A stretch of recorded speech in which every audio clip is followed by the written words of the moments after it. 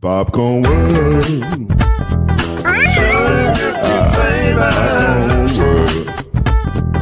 Popcorn World. Yeah.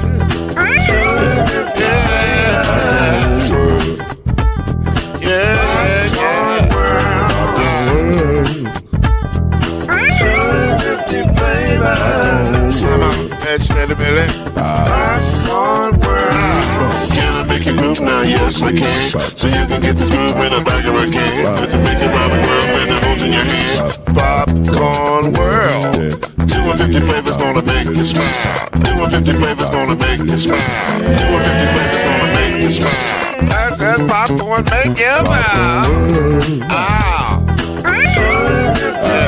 Popcorn World.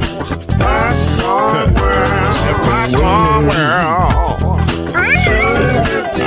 It's a popcorn world. It's a popcorn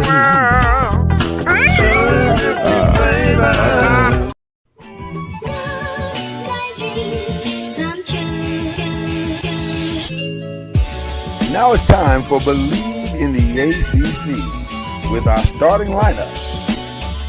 From Florida State, number 17, Charlie Ward.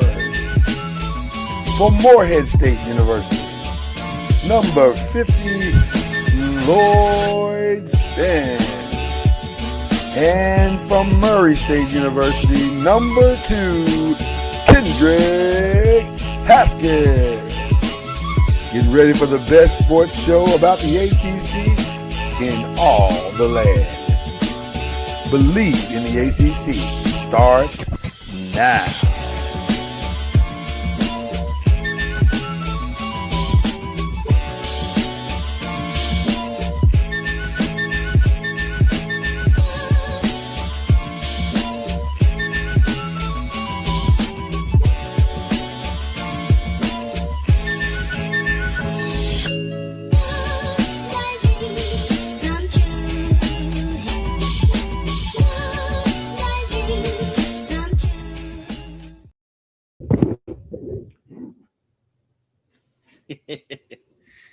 What up, though, peoples? Good to see everybody on a beautiful Thursday morning, March 26th. March is almost over. We are officially 1/4 through, or unofficially, but officially 1/4 through the year, right? Is that right? Spring has sprung. 4-3. Spring is sprung. Spring done sprung on a springer. I can't say what I want to say, but you get what I'm saying. All right. It's all good. Listen, we're here to have a good time. Not for a long time, but for a good time in this time. And that is the great Kendrick Haskins. Anytime he shows up, it's going to be a good time. It is without fail that brother's going to bring the good time with him. And by the way, I'm going to give an early shout out. Shout out to my dog, in my big poppy voice, to my dog, Kendrick Haskins, who may have been able to pull one of the best quotes of all time out of an interviewee, where a young lady in talking to Dale Griffin said, "Oh, his daddy famous." I love it. That, to me, and go to Kendrick Haskins' social media page on Facebook, or go watch wave3.com. You'll see the interview. Great interview. But the best part of the interview is the little girl said, "Oh, his daddy famous." I'm trying to use that line as much as I can on today. Those young ladies were so funny. I'm sad because I couldn't use as much because I only had like a minute and a half. Yeah. Runtime for the story, and those young ladies, they for those who don't know, Daryl Griffith Jr., Griffith's son, he's been coaching flag football since 2013. Nice. And he's committed. Yeah. And so he's coaching high school age kids. And the interviews that we did, the ones that aired are hilarious, but it's still plenty that I didn't air that were I want to see the rest. Funny. I want to see the rest for sure. The stuff that didn't make air was hilarious. Those girls are as funny comes, and so shout out to them early on, because they were hilarious. They were That great. interview was a good time, people. And again, his daddy famous. So that was the most Gen X moment I think I've had in watching the interview. Like, wow, they really don't know who Dale Griffith is. That's crazy. But it's funny though, because she had that aha moment. So anyway, listen, we're about to have a couple of aha moments here now because we are in the throes of March Madness. We got the NBA playoffs quickly coming into view. There's a lot to talk about as we do this mashup we call BLEAV in the ACC and the Press and Pros. But before we get to any of that, we got to talk about I just have problems with this. I do, and everybody will understand once we get to the discussion. But I have problems with this because this firing lacks or reeks of a lack of awareness of today's reality. And I think I'm trying to remember. I believe it was the Prophet Fat Joe that actually brought this to mind better than anybody. Yesterday's price is not today's price. It's not. And the sooner universities understand this, the better off they're going to be. You are not who you were. I could walk on a basketball court right now and look up at a rim, and in my mind, I can dunk it. I can box out like I used to. I can bully people on the court, but my knees will be like, "Are you crazy? That's not happening." And you know why it's not happening? Yesterday's price is not today's price. To fire Hubert Davis. I get it, but I don't get it. I don't understand. So talk to me. Hubert Davis, the now former coach of the University of North Carolina Tar Heels, was fired 2 days ago. And by the way, they could have fired him over the weekend. They didn't have to drag it out for almost 4 or 5 days. That was crazy. But maybe that was buyout talk. I don't know. We weren't there, so we can't technically speak on why. But it feels like you could have fired him that in the evening because you already had your mind made up once he let the 19-point lead go against VCU. So, whatever. But I just don't get it. I don't get how a guy lost his best player. And by the way, if you don't understand how magnanimous losing Caleb Wilson is, go back and look at the tape. Go back and look at who I think is the second best player, if not the first best player in this draft. The most NBA ready. There's 2 players to me that are NBA ready in this draft, and that's Caleb Wilson and Darius Acuff. They are ready. They can step into a team right now and contribute. You lose that from this squad, that's going to be a significant loss. So I yield to my brother. What are your thoughts? How do you feel? Do you agree? Do you disagree? Where are you thinking? Well, I think my man DeBonsa is NBA ready too. He could walk into an NBA team and play right now. yeah. You were a little. We can talk about that. You were a little disturbed by this firing. I am. To which I quickly reminded you that if they didn't make that fluky Final Four run in his first year, then he probably would have been fired last year. and I can also agree with that. I just think it's kind of okay. So here's the parallel. Right now, you're on a couch. Lay down on the couch. Okay, all right. Let me put my mic on. Have a therapy session. Thank you. I appreciate this. So the parallel of this is probably, and ironically, you're in the state where the parallel is the most probably significant. The parallel is that the hordes are storming the gates of Lexington right now, saying Mark Pope should be fired. He's in over his head. And that may or may not be true, but also he's been there an hour and a half. I mean, can the man get a chance to at least unpack his office before you decide to get rid of him? And is it his fault that his $2 million guy didn't play play with enough games to score 21 points? That's not his fault. Actually, that kind of is his fault. You think that's his fault? Well, you think it's his fault for signing him? Yes. Okay, I'll give you that. I'll give you that. I get if the kid has a history of this, then I'll stall you out on that. I'll stall you on that. He totally blew out his knee in March of last year. Okay. So at Arizona State. So Jaden Quaintance was not going to play this year. They rushed him back 4 months earlier than he should have come back. He played like 3 or 4 games, and then he was out for the rest of the season. And then the fans, you hear that? You hear that, Boston Celtics? They rushed him back. Okay, keep going. Well, Jason Tatum's averaging 20 a game. He's doing great. Yes, for now, he's fine. Okay, and he's not built like Jaden Quaintance. And Jaden Quaintance totally had to totally rebuild his. He had a rebuilt knee. That takes over a year to return from. I agree. But NIL and like I've said it on the show before, the worst thing that ever happened was the $22 million roster, that figure coming out, because fans, they glom on that. First, as soon as they lose, that's the first thing they go to. They paid $22 million. They paid $22 million. Right.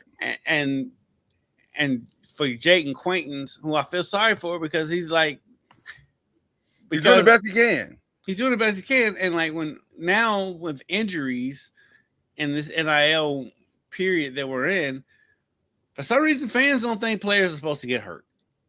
Oh no, that is not well. They don't. It's not that they don't think players should get hurt. They don't think players who are getting paid high dollars should get hurt. Right. It's one of those injuries. Like if the fans don't see you crawling around and writhing in pain on the floor, then they question it. And also, to our brother Charlie Ward's point, it is questionable. I get it. I get it. Some of them, like with Jaden Quaintance, I think it's outrageous. I think it's outrageous. I 100% agree. And by the way, Caleb did everything he could to come back. He was trying to come back. Fluky thing that happens I think his last injury, or the injury that put him out permanently, was in a practice. It wasn't even in a game. It was like in a practice. Broke his hand or something like that. So we get it. We understand. But again, you can only control so much of that as a coach. And I think you gotta, and then here's the other part that's really frustrating to me. That's not how it works anymore. You don't get to buy your way to titles anymore. I get it, UK. You're used to buying your way to a title, legally or illegally. It doesn't matter. I get it. But you don't get to do that anymore. That's not how it works, because everybody gets to buy their way to a title. High Point made the championship, made the round of 32 because they spent money on some players. A former UK player in Cameron. Former UK player, right? So that's how it works now. If you got money, you can play the game. If you're willing to spend that money, you can play the game on a high level. That's how it works. Keep in mind, the potential number 1 draft pick in the NBA this year decided, forget Kansas, forget Louisville, forget Kentucky, forget Duke, forget North Carolina. I'm going to BYU. People in BYU don't even decide to go to BYU. So he's from Utah. So but come on. How often does the Utah kid stay home? That's that talented. No, they had Chelsea Clinton. So, but that joke works 100% of the time, by the way. but now, like the thing that's frustrating with both fan bases, but especially when it comes to Kentucky, is that Jaden Quaintance, them coming after the kid, and I'm like, this dude had his knee 20 years ago. What he had happen to his knee was a career-ending injury. It's over. Yes. And then he came back. He came back like 2 or 3 months early. Tried to play for like 4 or 5 games, and then he couldn't go. And then the fans are like, he's in there. They should take his money. They should take his NIL. I mean, he should have to play it again. I'm like, man, shut up. Right, right. And by the way, he's not going to the draft anytime soon. Yeah, he is. He'll be a top 10 pick. Do you think so? Yes. Don't you have to play some and prove that the knee is Kyrie really Irving solid? played 12 games in college. Is he Kyrie Irving? No, but Kyrie Okay, Irving then. played 12 games in college. I don't think he's going top 10. Yeah, he will. You think he's going? I don't think so. If he's not top 10, this is a loaded draft. He's going to be a lottery pick. Yes, he will. Off of last year's tape? When you see his size, yes, his size, his ability, what he did in his one good game, he had one good game, he beat St. John's. Yeah. They won that game because of him. Right. Which, by the way, St. John's realistically could possibly make a run. They look poised. This looks like a true Rick Pitino, we can make a run type team. They got and it's all because they have a better defense than you have a better offense. I fully expect them to win tonight, by the way. We'll get to that in a minute. And they play to their strengths. They play to their strengths, which is what Rick Pitino teams do. That's what Rick Pitino is the master at, because that team cannot shoot. At all. Me, you, and Charlie, as 350-year-olds, could go out there and probably make more threes than they could. Without question. Without question. I'm not even flinching when I say that. Like, without question. As bad backs and everything. Give me at least 6 points. I can get 2 threes against this team. Yeah. Well, maybe not against this team, but we can shoot better than they shoot for sure. But yes, I do think shout out to Jacob Payne, who made that statement just a minute ago. I think that's the point that I'm kind of making as well. This ain't your granddaddy's UK. Heck, this ain't even your daddy's UK. Right? And this ain't even your little brothers. Because or North Carolina, it's not your daddy or that's not how it works anymore. I think that is the reality check these blue bloods are gonna have to face. And it's one of those things that, like, even when it hits them in the face, a lot of the fan bases don't realize it. Yeah. Mark Pope was UK's third choice. Right. Pat Kelsey was U of L's third choice. Right. These coaches are not, just because you're UK, you're a blue blood, blah, blah, blah, blah. That doesn't mean you get the pick of the litter all the time anymore. UK been chasing after Billy Donovan since Pitino left. Of course, that was the first name that North Carolina people, and by the way, that brings us to this part of the question. I'm going to use my Game of Thrones voice. Who takes the mantle of the Tar Heels? I tried to get that right. I've been practicing that. I could see, with Michael Jordan being involved, I can see Billy Donovan. I can see it, maybe. But even then, though, if they do make that call, they do pull that switch or whatever, I don't think that's a good hire.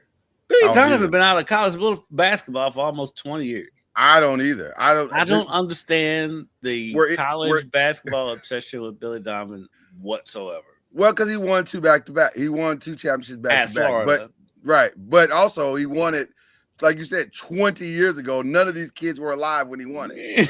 So they don't know who the hell Billy Donovan is. Like they don't have any idea. Billy who? Is that the guy that keeps losing with the Bulls? That's who Billy Donovan is in their lifetime. And to his credit, he keeps losing with the Bulls because the Bulls is a poorly run organization. Not even Billy Donovan's fault. Not even blaming Billy Donovan. Right. It's not his fault that they're so bad. Right. I can't put this on Billy Donovan at all. But also, it's not the same game. It's not even the same game anymore. And that's the thing that fans have to start wrapping their minds around. This is not the same game, and you're seeing it. You're seeing it in the tournament right now. Because guess what? Let's get to this part. We're going into the second weekend. Starts tonight, and guess what? There are no Cinderellas. There are no Cinderellas in the men's side. There are no Cinderellas in the women's side. Here's your breakdown for the men: 1 ACC team, 2 Big East teams, 4 SEC teams, 6 Big 10 teams, and 3 Big 12 teams.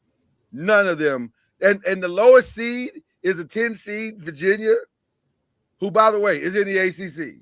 Right. And I said 2. I said one ACC, but it's actually 2 ACC teams. Yeah. Yeah. I mean, yeah. The culture of college basketball has totally changed. It's totally changed. And so that's why you see Vanderbilt. Vanderbilt all of a sudden started caring about athletics, and now they're good in everything. How about this? 6 on the women's side, 6 SEC teams, 5 ACC teams, 3 Big 10, 1 Big East, 1 Big 12. And the Big East team might be the most dominant in on their side, and it may not be close.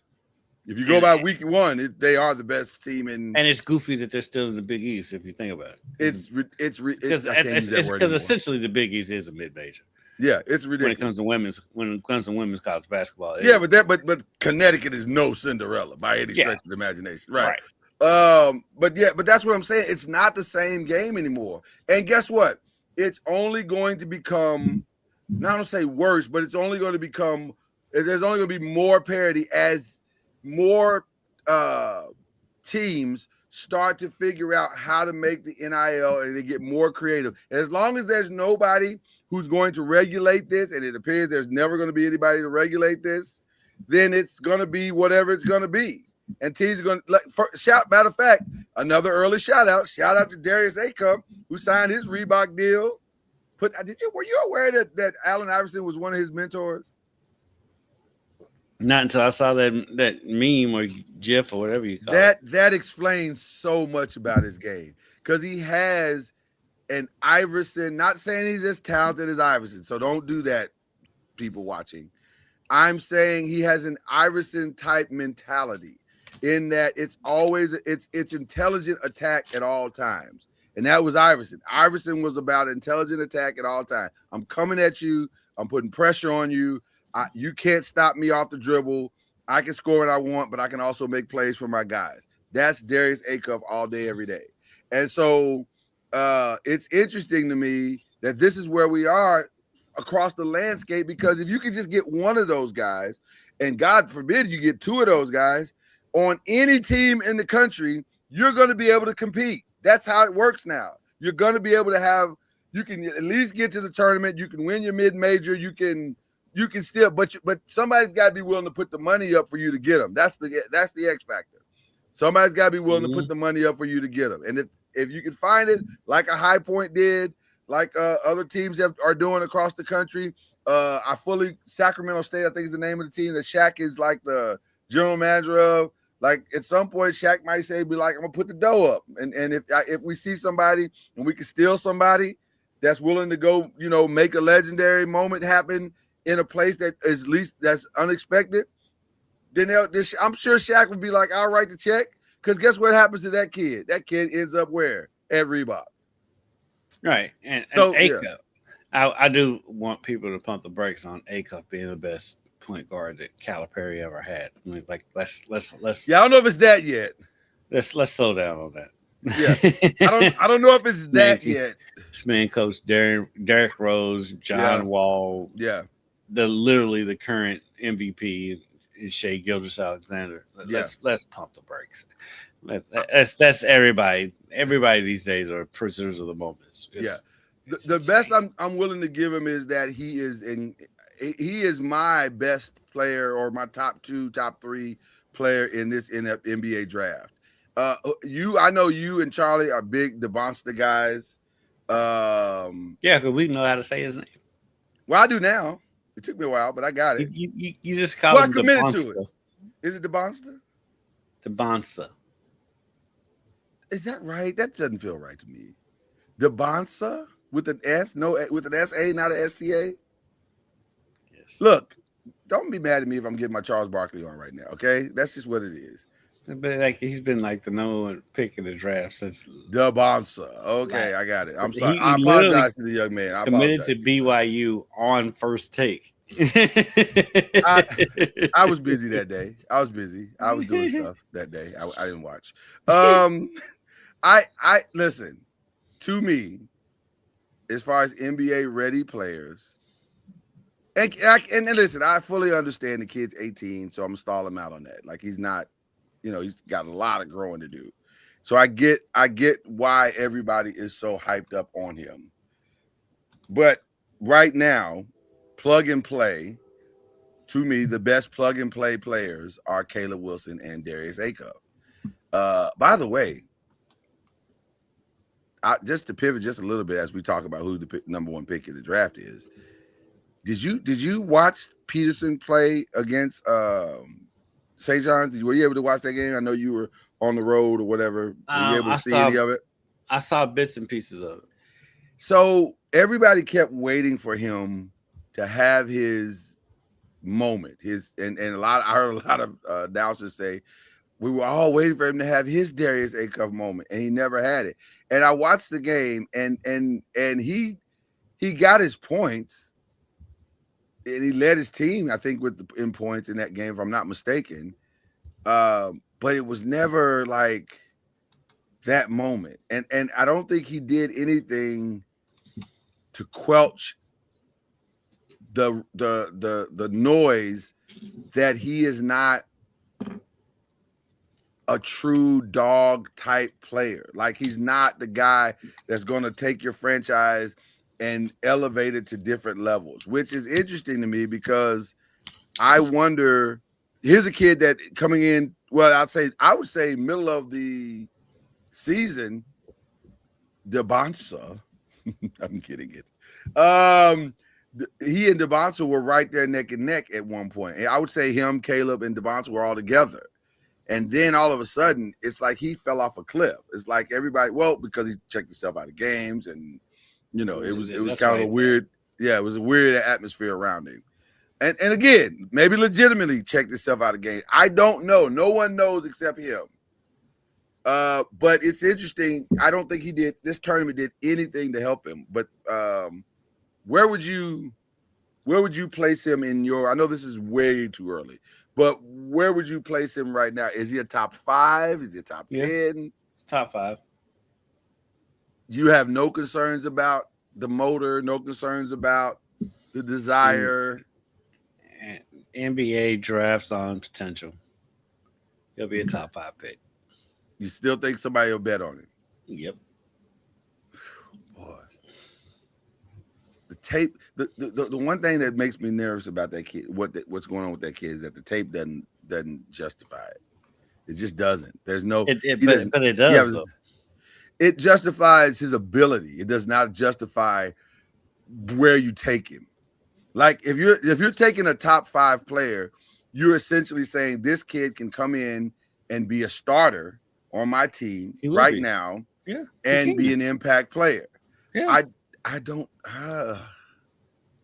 Yes, he's shown that he can do that. He's shown that he can score. Well, I don't know if that's. I don't. But a lot of guys can score. Most of the guys in this draft can score. Dalton Connect can score, but he can't though. He was the SEC Player of the Year, different, and he's done nothing since he got to the. But this dude's averaging 20 a game.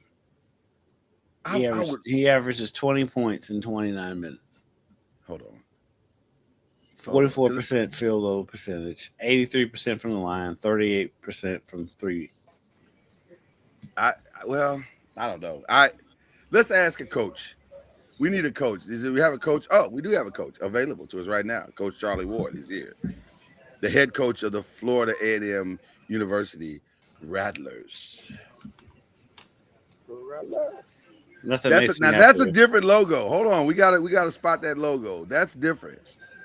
I think I saw that on somebody else the other day. Is he trying to hail a cab? It does have like a. It's like he's hitchhiking. He's trying to get to the championship. There you go. He's trying to get to the money. The money. And those LeBron shoes. He's trying to get to those. He's trying to get those LeBrons. Also, you got those yet, Charlie? He got the other ones. He didn't get the ones he played in. No. He got the other ones. Now the other ones, to be fair, are very nice. They are. He got the other ones. He got the other ones. He didn't get that.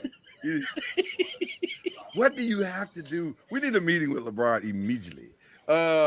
What do you have to do to get? He's got that. He's got gout in his elbow right now. He does not have gout. That's not true. That's not true. Ladies and gentlemen, that's not true. I don't know why. They're winning. They're winning. They are winning. We're gonna get to that in a minute, Charlie. We're gonna definitely get to that in a minute because I don't know where Kendrick is going with that gout thing. But they're beating a lot of.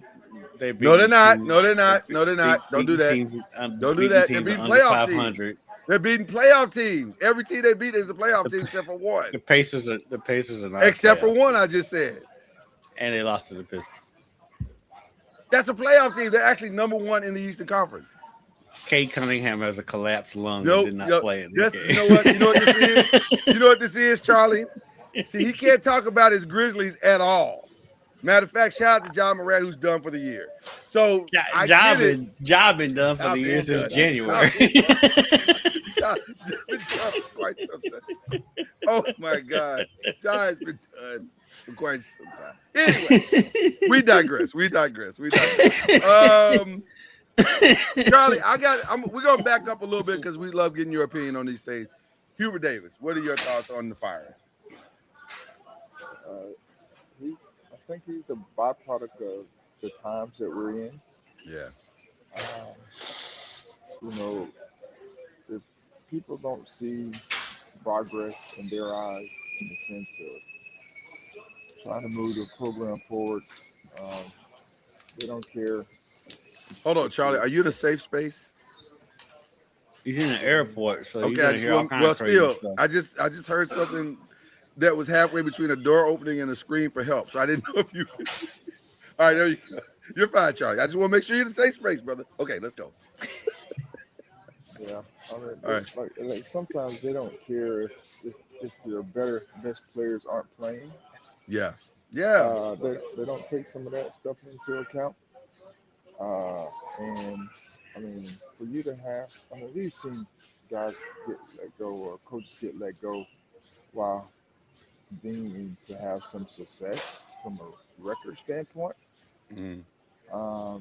But they're letting coaches go based on where they expect them to be going. So I want okay, so stay there for a second because I want to ask you this. Are the expectations now of North Carolina reasonable? Are they reasonable right now? So the challenge is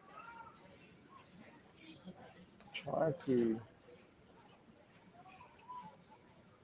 get someone, now they're trying to get someone that's going to move them in a positive direction in their eyes. And what I mean by that is,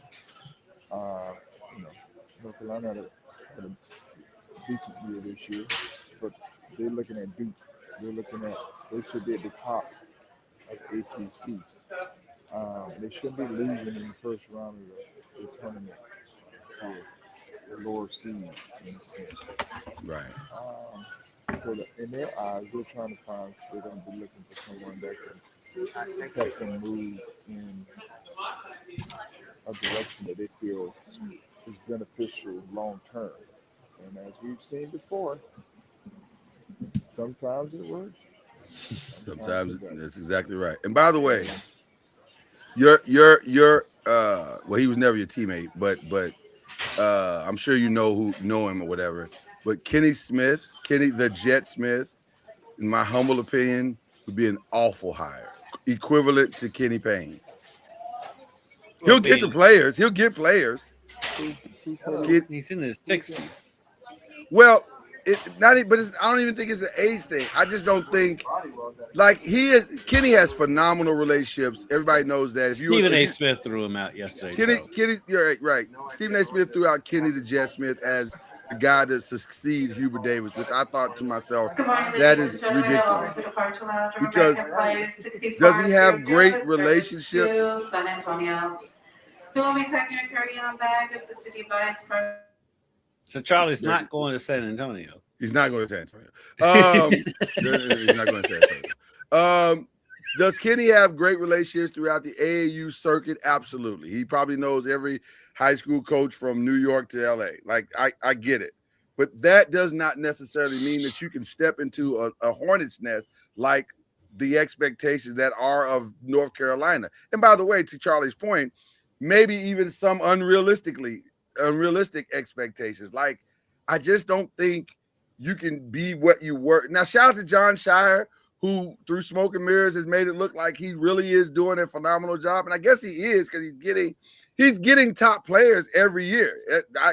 He's doing made great. A Final Four run last year. That's what I'm saying. He's doing a great job.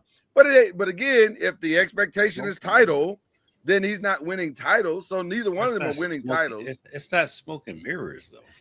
Well, I mean, it is kind of, because because again, it's expectations. Everybody wants title or bust. Yeah, but he's got he's had the top 5 player in the country. Right.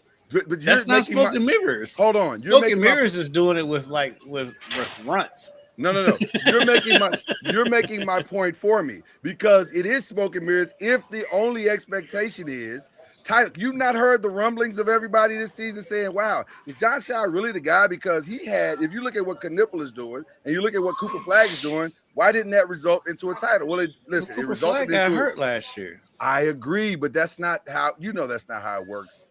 Also, Kendrick, that's not how it works. But also, they were good there at Duke, but they were young. And you're going to keep fighting the same thing each and every year. You bring in top-tier talent. These guys are young. You may have once-in-a-lifetime Carmelo Anthony. That may not happen again, where right. a young guy come in and just take over the tournament. They may or may not, get there this year, just because teams, the injury, and the teams that they're playing are good as well, and so they found a way to get to this point. But I wouldn't say it's title or bust. And I heard a coach say, one of the things that you want to be is consistent and giving yourself a chance each and every year to win the title, because you may get there 4 or 5 times and you may not win it you may win it one time out of 4 or 5. But the goal is to at least get the consideration each and every year. Good to Hawks jersey, you're now welcome to board theater. Wait, 837 for. You know what's funny? The perfect example of that is Tom Izzo.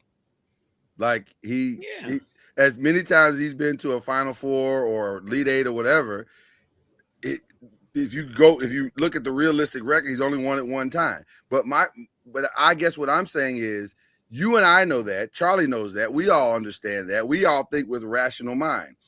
The fans who many times drive the narrative for a lot of these board of directors or boosters or collectives that have now come together, they start to say, well, John should have, why can't, guaranteed, it is inevitable that if he loses to St. John's tonight, the noise is going to get louder for John Shire. And it shouldn't, but it will. I don't think it will. It absolutely will. They went to the Final Four last year. What does that have to do with anything? Everything. With unrealistic fans. When have fans been that rational?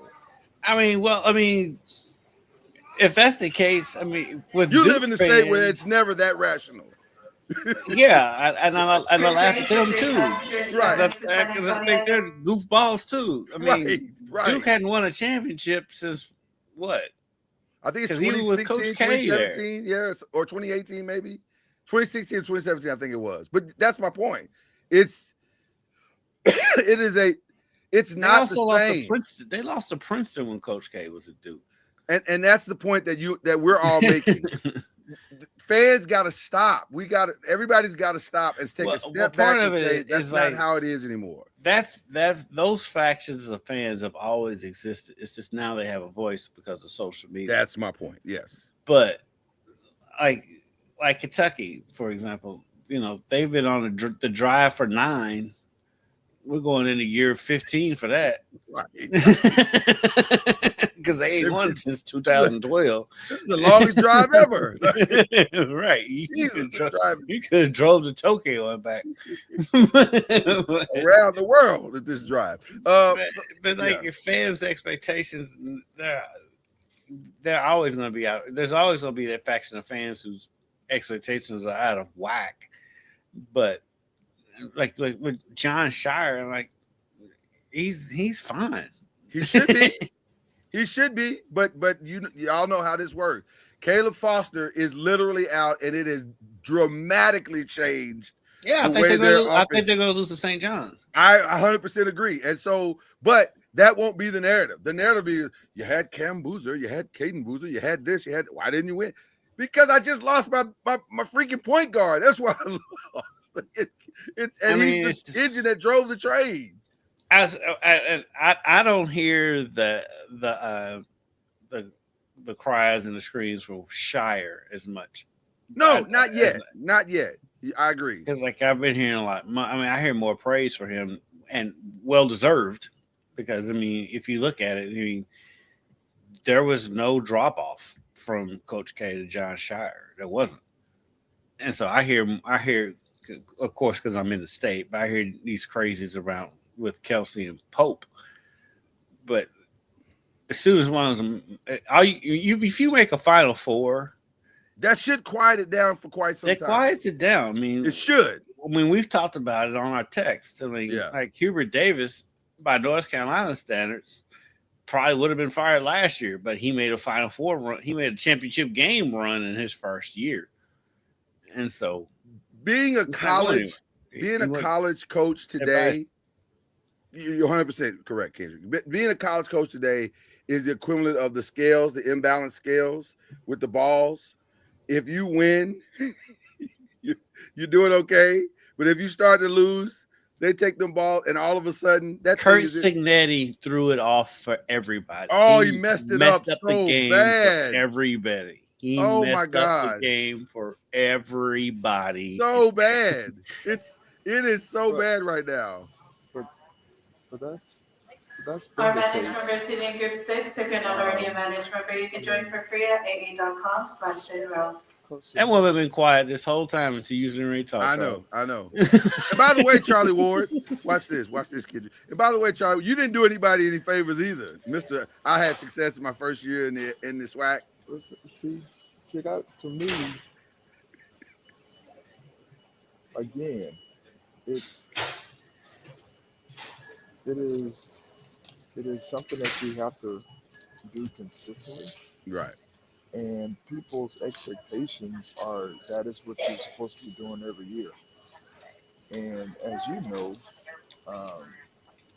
you have to overcome, just like anything else, you have to overcome adversity through the season. Having the right people on board and having the right support, and supporting progress. And progress sometimes doesn't always equate to winning on the scoreboard. But I just think we can't, because it'll be just like anything else. You go through these ebbs and flows with programs and coaches, because everyone thinks the next Kurt Signetti is where Kurt Signetti came from. Right. Mid-major, all these types of things. But as we've seen, that's not always the case. And y'all have heard me say, I hope they go into this dungeon of not good enough. They're not good enough dungeon. Continue voting with passengers seated in group that are doing 7 somewhat and decent. group 8. Groups 1 through 8 well, for San Antonio. You are now welcome to board. And then you go find somebody. They may or may not have success the first year. Yeah. And like, oh, well, it was their first year. Or they may have success the first year, like, well, this is the expectation that they've set and put on themselves because they were able to, make it the first year. So it's just being consistent now, with Kurt Signetti. Can he be consistent over the course of 3, 4, 5, 6 years doing it the way he's been doing it. Because everyone, when you're hot, you're hot.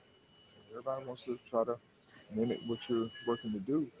But at some point, we've seen 2 years later, Continue boarding with passengers lost using their Group 9. job Also getting in confirmed passengers traveling they to weren't able San to Antonio, sustain given a welcome to board. Through doorway E37. Once again, we're boarding all ticketed and confirmed that they passengers set for for flight themselves. 6400 with service to San Antonio. Yeah. Now boarding. You're 1,000% correct on that. And I, by the way, does Hubert Davis get another job, Kendrick? Charlie, does he get another job? If he wants it. If he wants it. Yeah. I'm sure somebody will pick him up if that's his desire. Will Wade, by the way, literally just got hired by LSU. So, is NC State has their guy or I can't remember. Did they let him go? I can't remember what happened with that. So Will NC Wade State. Yeah, Will Wade is headed to LSU. back to LSU. Yeah. He's going back to LSU? That's what it just broke. Wow. Well, you saw that coming. That's wild. And there's another program like LSU. They're going to spend all the money on football and basketball, and they're going to end up in the same boat. Yeah. I mean, in this day and age, it's not about how much you spend, as Kentucky knows. It's about who you spend it on. Do you have somebody that knows how to go to the grocery store and buy the right things that makes it all work? And that's the X factor. And I don't know if you can. I don't know how you accurately predict that, because it appears everyone is going to play the NIL transfer portal game. That's where we are. More of that than 5-star. Unless your 5-star is top 10, top 25, they're probably not going to play that game. And so then it leaves you with, okay, who's the best shopper, right? Who's the person that can go into the Costco portal and say, give me this, give me this, give me this. This is the right mix. Now we can go compete. That's by the way, like you said, Charlie, that's a lot harder than it looks. Yeah. It's a lot harder than it looks.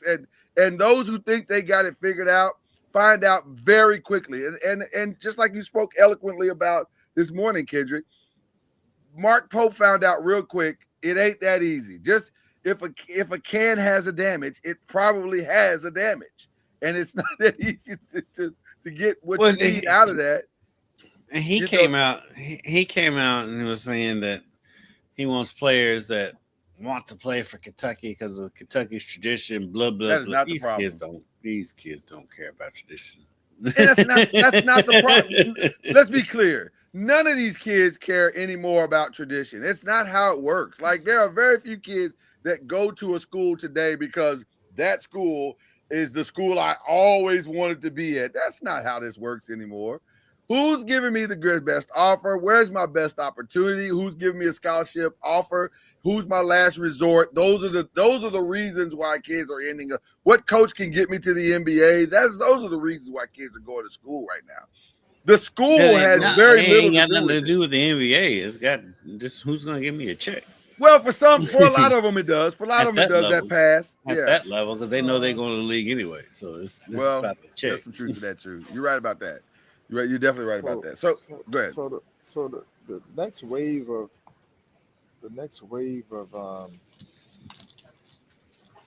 student athletes we should be admiring is guys like Bruce Thornton at Ohio State. He is the leading scorer in Ohio State's history. Probably not because he's the prolific scorer. It's because he stayed to school for long. Stay forever. Right. Hey. So can't like that dude in the NBA. It's not gout. It's not gout. It's not.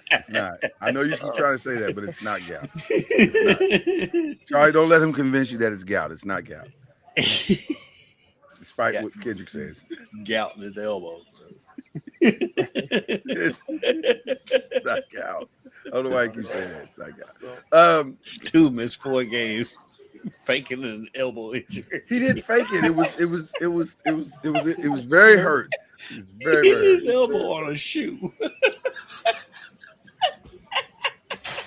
No, hit a camera. See, this is the reason why Charlie's not getting the shoes. I think he's probably watching this right now going, oh, it's Gal? He ain't never getting them shoes. Thanks, Kendrick. It's the rattler heads on it. Right, with the rat. We want the ones with the rattler head on it. This guy's over here mucking up the waters. Thanks, Kendrick. It's dude missed 4 games hitting his elbow on a shoe. You know what? Let's move on. Let's move on. We've got to move on. Okay, so games tonight. We It's got opening day in the MLB tonight. Yeah, we're not doing that. No, last night. That was last night. Yeah. It was last night, but Yeah. it was a couple games. For Tonight's the full schedule. Yeah. So we got Duke and St. John tonight. No, tomorrow. That's tomorrow. I'm of the opinion that St. John can win that. There's gotta And be games relatively, tonight, There's gotta be games tonight. Oh yeah, there's games tonight too. But I'm just going down to Duke and St. John tomorrow. That's our ACC, and then I'll go get the ACC games out of the way first. So I'm of the opinion that St. John's has a more than better chance than getting that one, because if they bring the same defense they brought to Kansas, it's going to be really hard for Duke to. Now, can Cam Boozer, to Charlie's point, overcome it? They don't lose. That's what Charlie said. They don't lose. Them Boozer kids don't lose. They found a. There's guys have found a way to win all year. Okay. And it'll be, I think they're going to lose, but I don't know who they're going to have to contain him. Right. St. John's. I know they play a certain style and what have you. If they can get to the guards, that'll probably be their best chance to win. But if it's some semblance of a half-court game, yeah, then it's going to be tough for St. John's. With Patino, he'll take Cameron Boozer out of the game. He will. Whatever Boozer get, it's going to be because he's that good. But the secondary guy is who Patino teams generally put the pressure on. That the secondary guy has got to be the guy.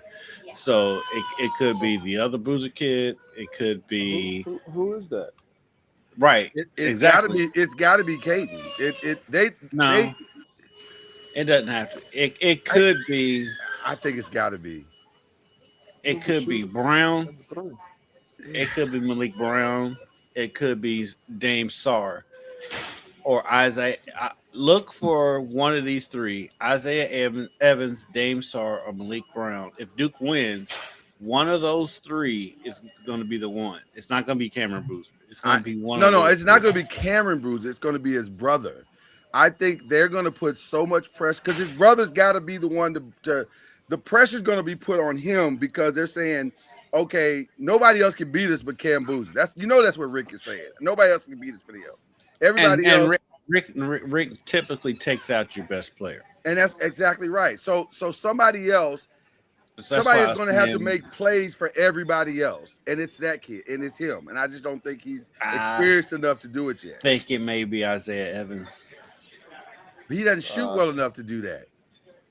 Well, he plays to his strength, so he doesn't have to shoot. He doesn't. Right, exactly. He plays to his strength, which is around the rim, lobs, finishes.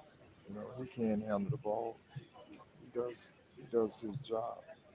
I just think if you try to take out Cam Boozer, and what I mean by that is he's smart enough to figure all that stuff out. Like you've seen him with 2 points at halftime. Yeah. And he finishes with 25 points. Yeah. Or 19 and 10. Whatever, the double. And so he eventually figures it out because he's smart enough. He's seen so many things thrown at him, and he's unselfish. when you have a Mhm. superstar that's a willing passer on the offensive end, then it makes life so much easier Yeah. because you know he's not going to always try to force the action for himself. He recognizes those things, so it has to be strategic. You really got to make it tougher on him, but not throwing the kitchen sink to open up the door for other guys to take advantage of. Because from an offensive standpoint, you always want to try to get two on the ball. Yeah. And if you have a guy that can do that, or pick and roll situation, whatever it may be, you want to get two on the ball, and that just opens the floor up for everybody else. So it'll be interesting to see. The thing is they can turn them over and get in transition. That's why I say if they put the pressure on them and they make it a full court game or transition type game, then it favors St. John's for sure. Which I think is what's going to happen. I think they're going to force them to make plays away from Cam, and can they make enough to get the win? I don't know. It's going to be tough. It's going to be tough. Ejiofor has to stay out of foul trouble regardless. 100%. 100%. 100%. The other thing is, who does St. John's have that can score? Nobody. They cannot shoot at all. They're an awful shooting basketball team, but that's not how they win, though. They know that. I mean, Bryce Hopkins is probably their scorer. Yeah. But yeah, it's him and Zuby Ejiofor. They're the scorers. Now Ejiofor had a game, an incredible game this last game. He was attacking the rim, and he was still 6 of 14. Well, I mean, he was attacking though. I mean, he was attacking. Yeah, he had 18 points. Yeah. Him and Bryce Hopkins. Because I'm literally looking at the box score right now. Yeah. Him and Bryce Hopkins both played 34 minutes. Both had 18 points. Ejiofor was 6 of 14. Bryce was 6 of 13. Right. That's it. And by the way, that's who they are. Bryce went 6 of 9 from 3. They're not consistent baskets. They're not consistent baskets. They're timely baskets.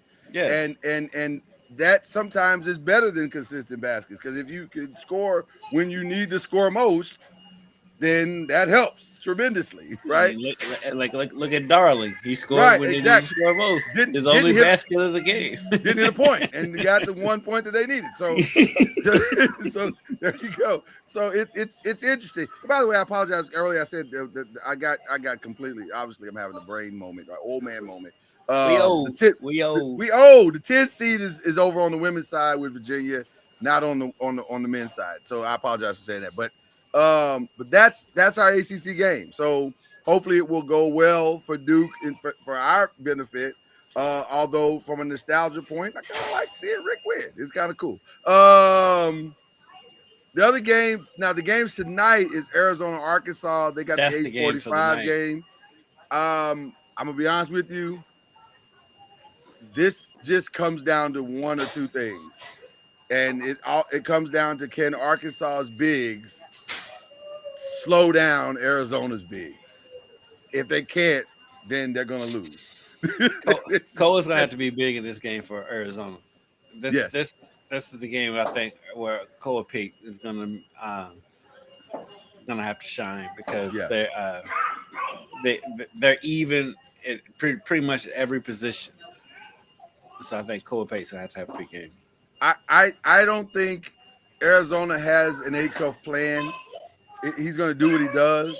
But Braden Burries is good too, though. Braden is good. I just don't think he can stop him. I don't think he can slow him down. I just think he's just got to try to match energy and keep his guys in it. Get his guys the ball, do your thing, and play your game. Don't try to match him 3 for 3. Don't try to shout. Just go do what you do. I think A-cuff will win the match. 100%. 100%. But I think Braden Burries can keep it close enough to where it offsets it. An assist is as good as a score. So if you can get 7 assists, if they get another game from their big man Krivas, then it won't be close. Like he had against you. I mean, granted it's Utah State, but still, if Krivas has another game like he did, then let's go ahead and put them in the Elite Eight. Yeah, it should be a great game tonight. The other one is Texas Purdue. I'm shocked. I'll be honest with you that Texas is even there, but they are. and Only reason why that game is on national TV because it's the tournament. well, listen, yeah, and they put all the games on. That's exactly right. And not watch that game. And the same could be said for Iowa and Nebraska. I don't like this old Big 12 matchup. Yeah, Iowa and Nebraska. Now Illinois Houston will be good. That'll be good. That'll be good. That'll be a nice one. That'll be okay. What's going on here? Because Illinois has shocked everybody. They've come out the gate on fire, and I'm like, oh, man, Illinois is one of those teams because, like, when I saw them early in the season, I'm like, okay, this team is legit. But then they started doing Illinois stuff. Yeah. Which, by the way, I think this is a rematch of. They played early in the season, I think. Well, I mean, but even in the tournament, I think they played last year or the year before. Am I right about that, Charlie? Or y'all remember that? Kentucky beat Illinois last year. Illinois and Houston has played before in the tournament. I just don't remember when it was. Maybe it was 2 years ago. Houston, it seems like Houston has the exact same path in the tournament every year. And so somehow they end up playing Illinois, or they end up playing what's the other team they always playing that they end up battling against? Oh gosh. So I'm looking at Houston's. It'll be a good game because Houston's gonna be Houston. Houston's gonna be Houston. That's a great line. You know, they play their own style as well. So it'll be a match of like whose style can win. Yeah. Illinois can shoot the basketball, everybody. And got the Everson brothers. Yeah. Houston is just, they are who they are. Yeah. They play hard. They got really good guards, bigs, like Coach Sampson. So why are you shooting that shot? We don't need you to shoot that shot. We don't need you to shoot that shot. That's hilarious. So they just start doing what they do. Yeah. Houston's got grown men. They are. I'm a grown man, dog. They not calling nobody delicious. No, they're not. They're not grown men. They calling them grown men. That's facts. That's facts right there. Iowa State and Tennessee will go off on tomorrow as well.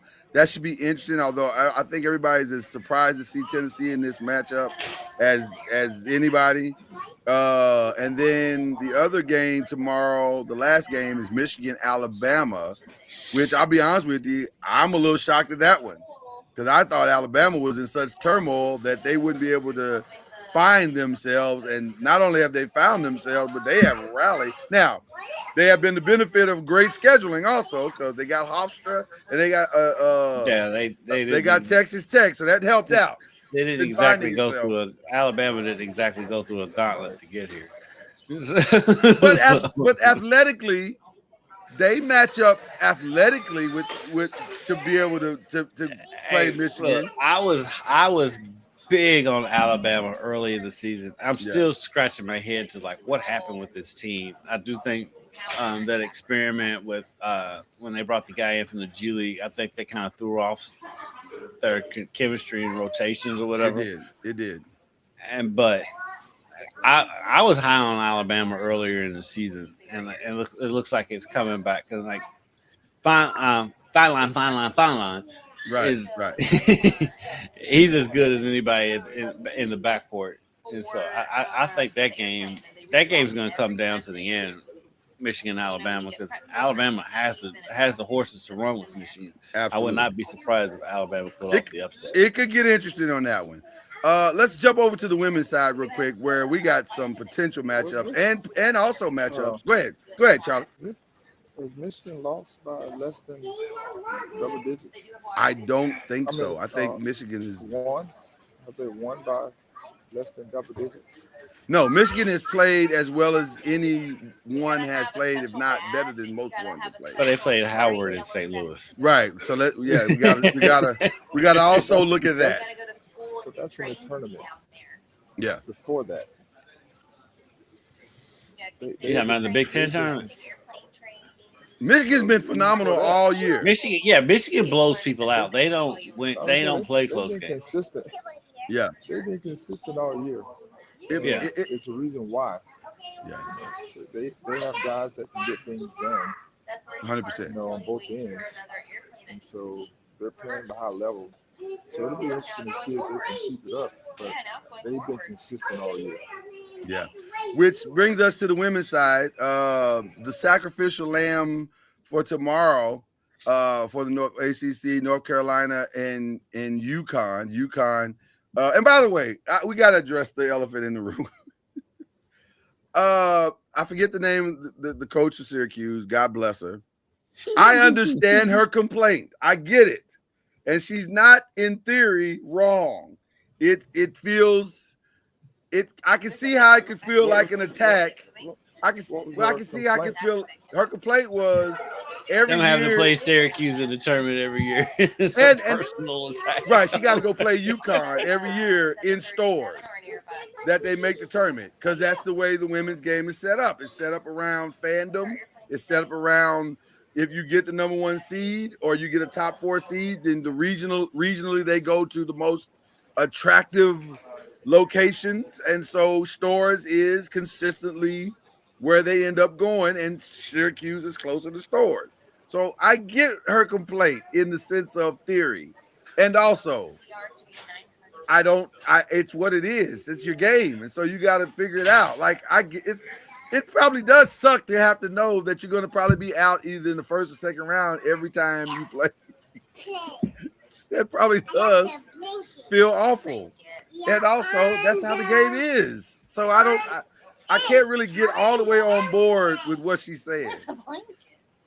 Well, because the biggest thing is like, why would the NCAA have a personal vendetta against Syracuse? Why?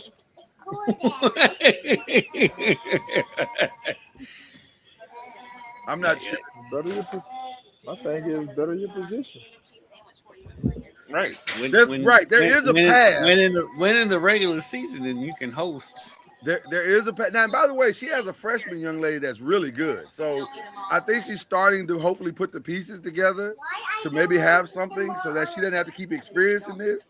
But until you finish putting your team together, this is the experience you're going to have. Like, you got to figure it out. So yeah, I mean, as long as you're located where you are, you're probably going to be lumped in with Syracuse. Lumped in with UConn. But also, take umbrage. North Carolina's going to get the same beat down y'all just got. So it's fine. It's not you. It's UConn. Right. So there's that. UCLA will play Minnesota tomorrow as well. One of the games I'm very much looking forward to is Notre Dame Vanderbilt. I'm into every Hannah Hidalgo game. Listen, every game she plays, I want to watch. That Notre Dame Ohio State game was outstanding, and I thought for like a half a second, Ohio State's point guard, because she came to play. It was just Hannah is just. She is like I don't even know how to describe it. It's just she's so in your face for 40 minutes, and she's as dynamic defensively as she is offensively. It's really impressive. You can't dribble the ball around Hannah Hidalgo. No, if you don't protect the ball, she's taking it. She's taking it in open court.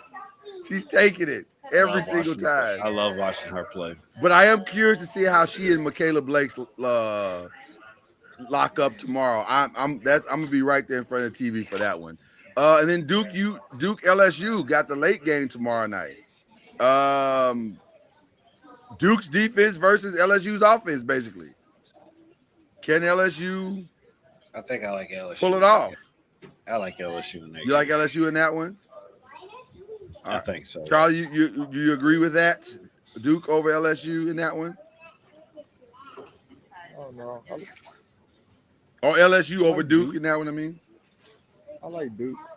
I don't know. I like Duke. Of course, I like the coach. And they they're defensive minded, and Yeah. they Mhm. offensive figure it out. So, um, but that can come at the bite you if you go through a scoring drought. You put a lot of strain on your defense, and LSU is, they're a wild card, especially with Flo Wiley. Out of 10, how many notes has Gino sent Kara over Kilmalky's coaching style?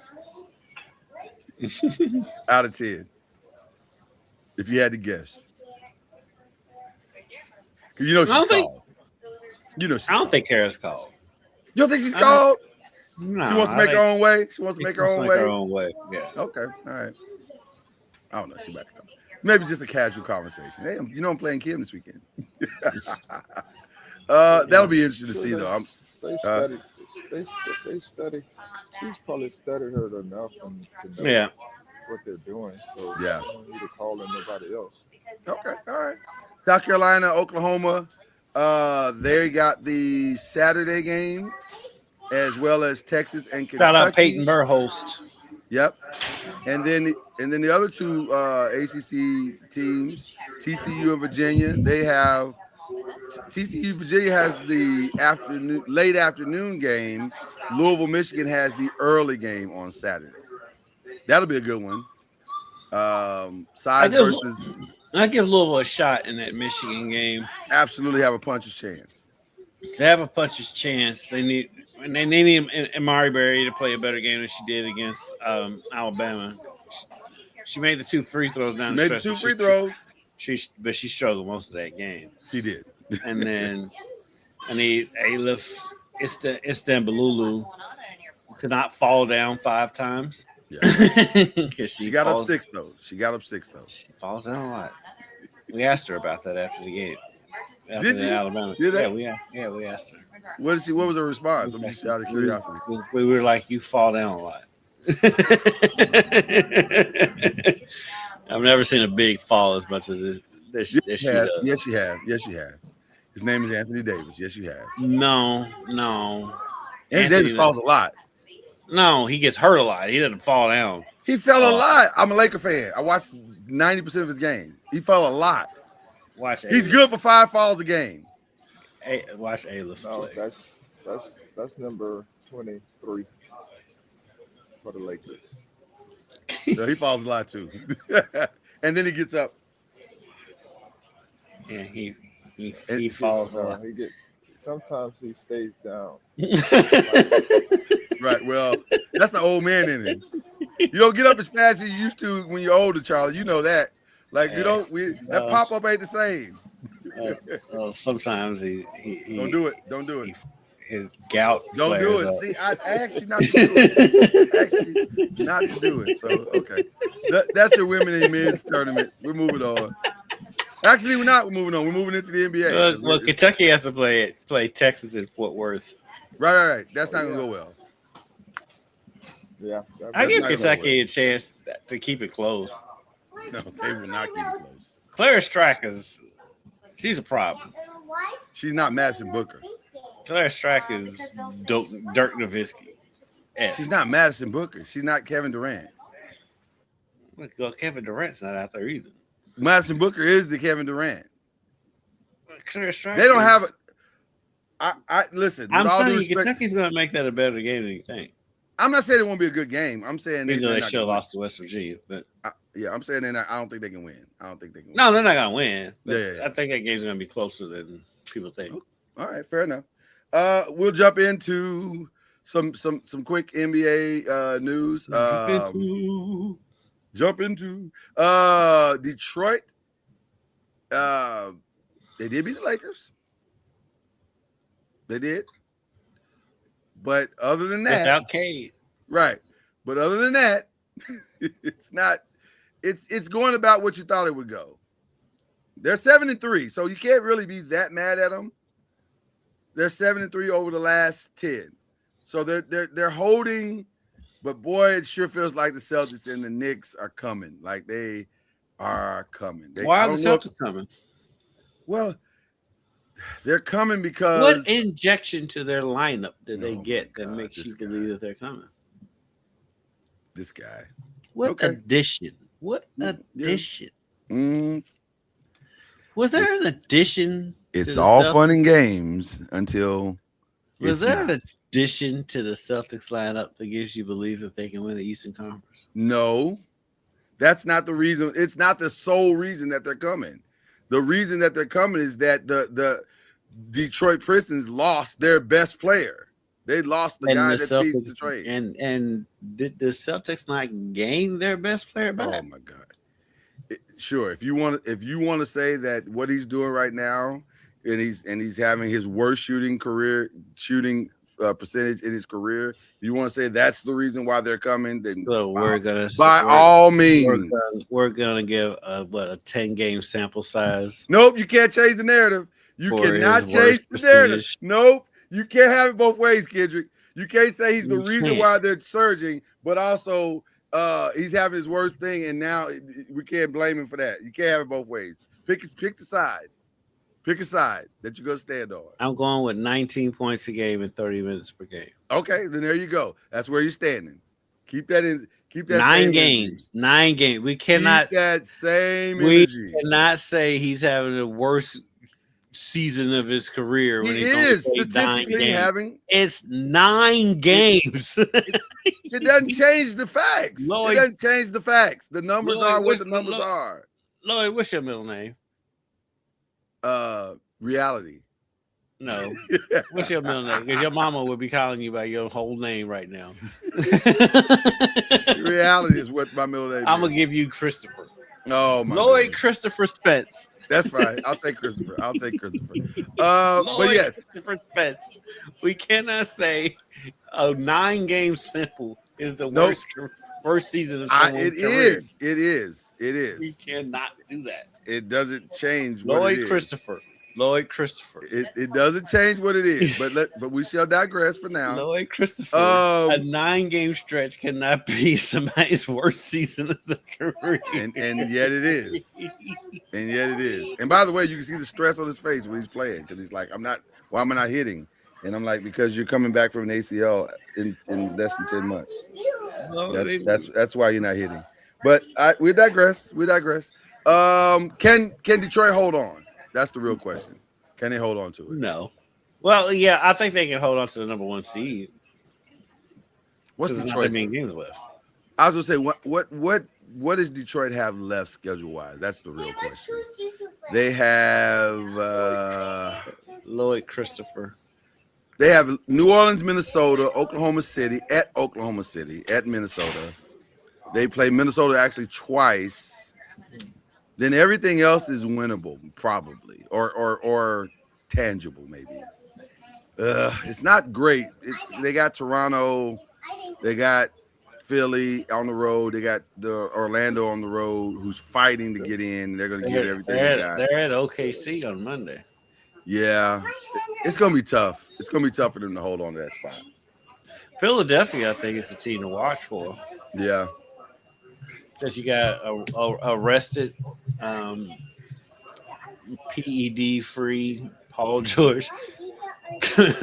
ready to come back and prove something. And needs to come back and prove something because, it's been awful. He's out the peds. It's been awful for Paul George. Awful. Could not have gone. This Philadelphia thing could not have gone worse. But when it's predicted. No, without question. Like this is to the surprise of no one. But also, he's got to rehab the reputation and everything. And shout out to him for coming out and saying, hey, part of this was some depression. Going through some mental health stuff. I get, decided to take some routes I shouldn't have. That's fair.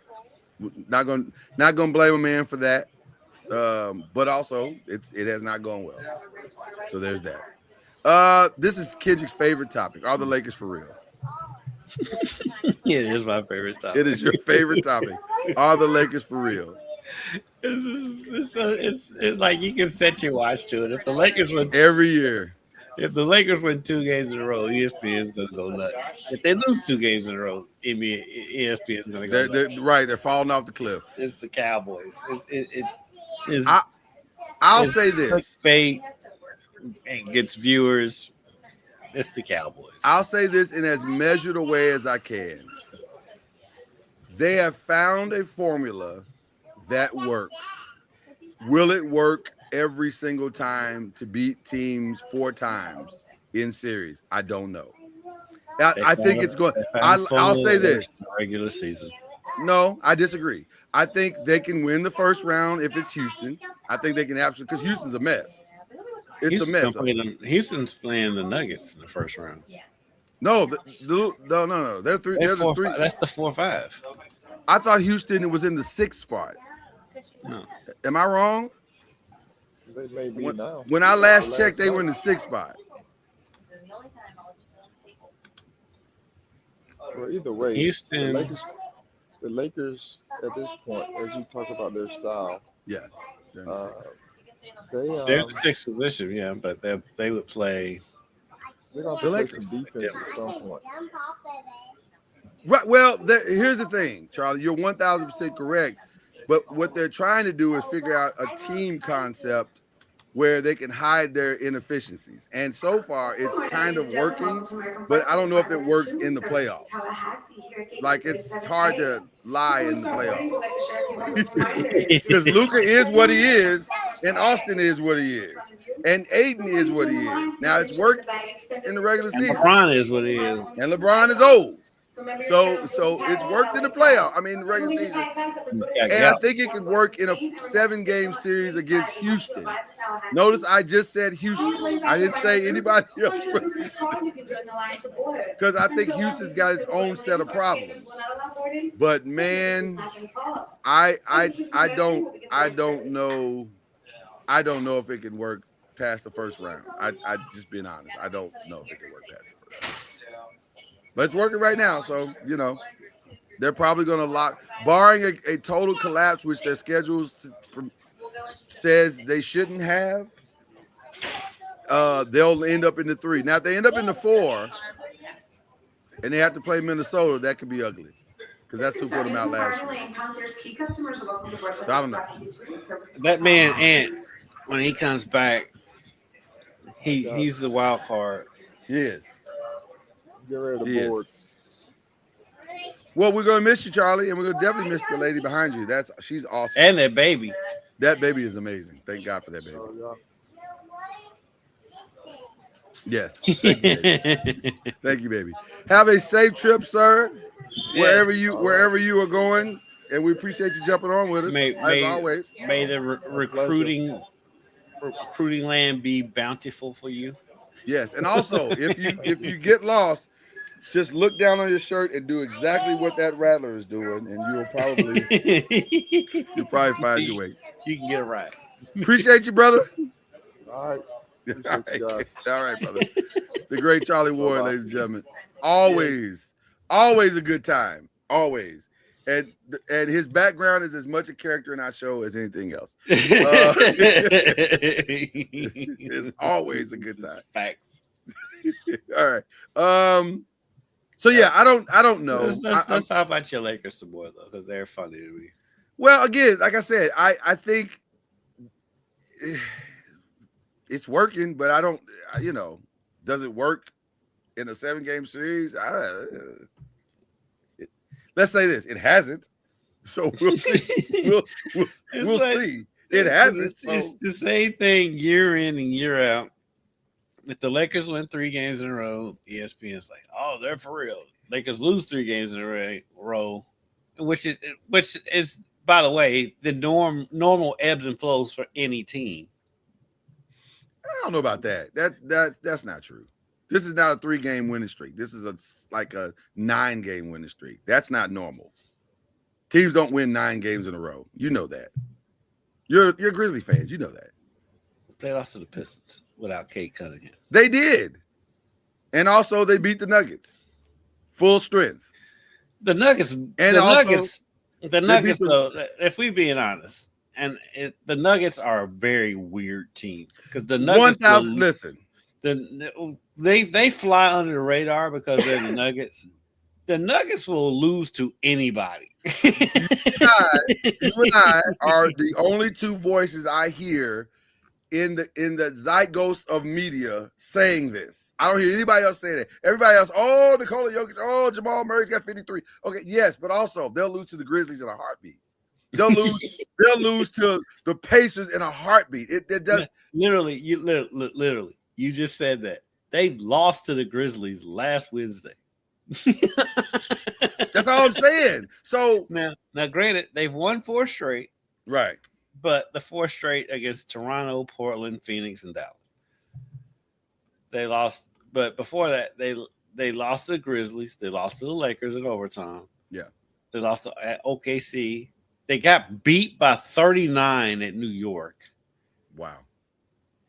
Yeah. They will lose to anybody. They got matchup problems. They got beat by Golden State at home. Now that was at Golden State. They lost to Golden State. Yeah. Oh man. And I know we lost to Clippers. I know we do shout-outs later, but man, we want to send out love and condolences to Moses Moody. Crazy injury. That was a crazy. I've not seen it, and I will not. Don't watch it. It's the weirdest thing you've ever seen in your life. It looked like something out of a movie. Remember the 6 man? Remember Kadeem Hardison in the 6 man?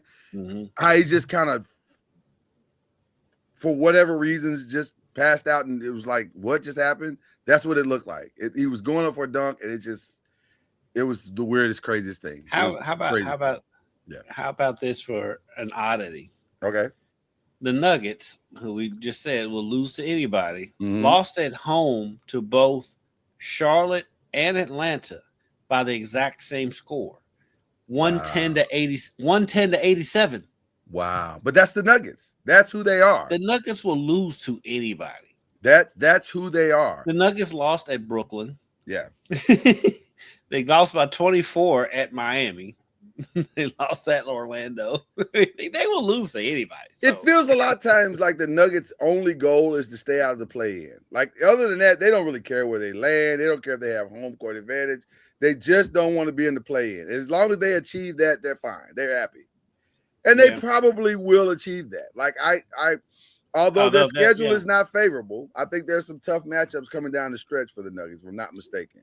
They play, so they're at Utah tomorrow. Which that could go either way. They're home for Utah and Golden State. Then they go to Utah. They got the Spurs. They'll lose that. They got the Spurs twice going down the stretch. They have another game with OKC, and they got Portland and Memphis in there too. I can see them losing both those Spurs games because Wemby is in. We'll get into that a little bit here in just a second. But Wemby's on a tear right now, so I can see them losing both of those. I can honestly. He's on a tear, but he that man's costing me money because he always comes up one short. Does he really? He can't call him and be like, "Hey man, I needed him to score 20 last night. He got 19. There's another chance. Another time I needed him to get 12 rebounds. He got 11. Young boy stuff. That's young boy stuff. That's not understanding how the game works. Yeah. But anyway, so yeah, back to the original point of the Lakers for real. They may be. We'll see. I mean, it's a strategy. It's kind of working right now. They're not. We'll see. I'm of the opinion. Well, no, I'm not. You're not, Lloyd. You want me to? Nope. You want Lloyd me to Christopher. You want me to because you are in misery. I refuse to join your misery.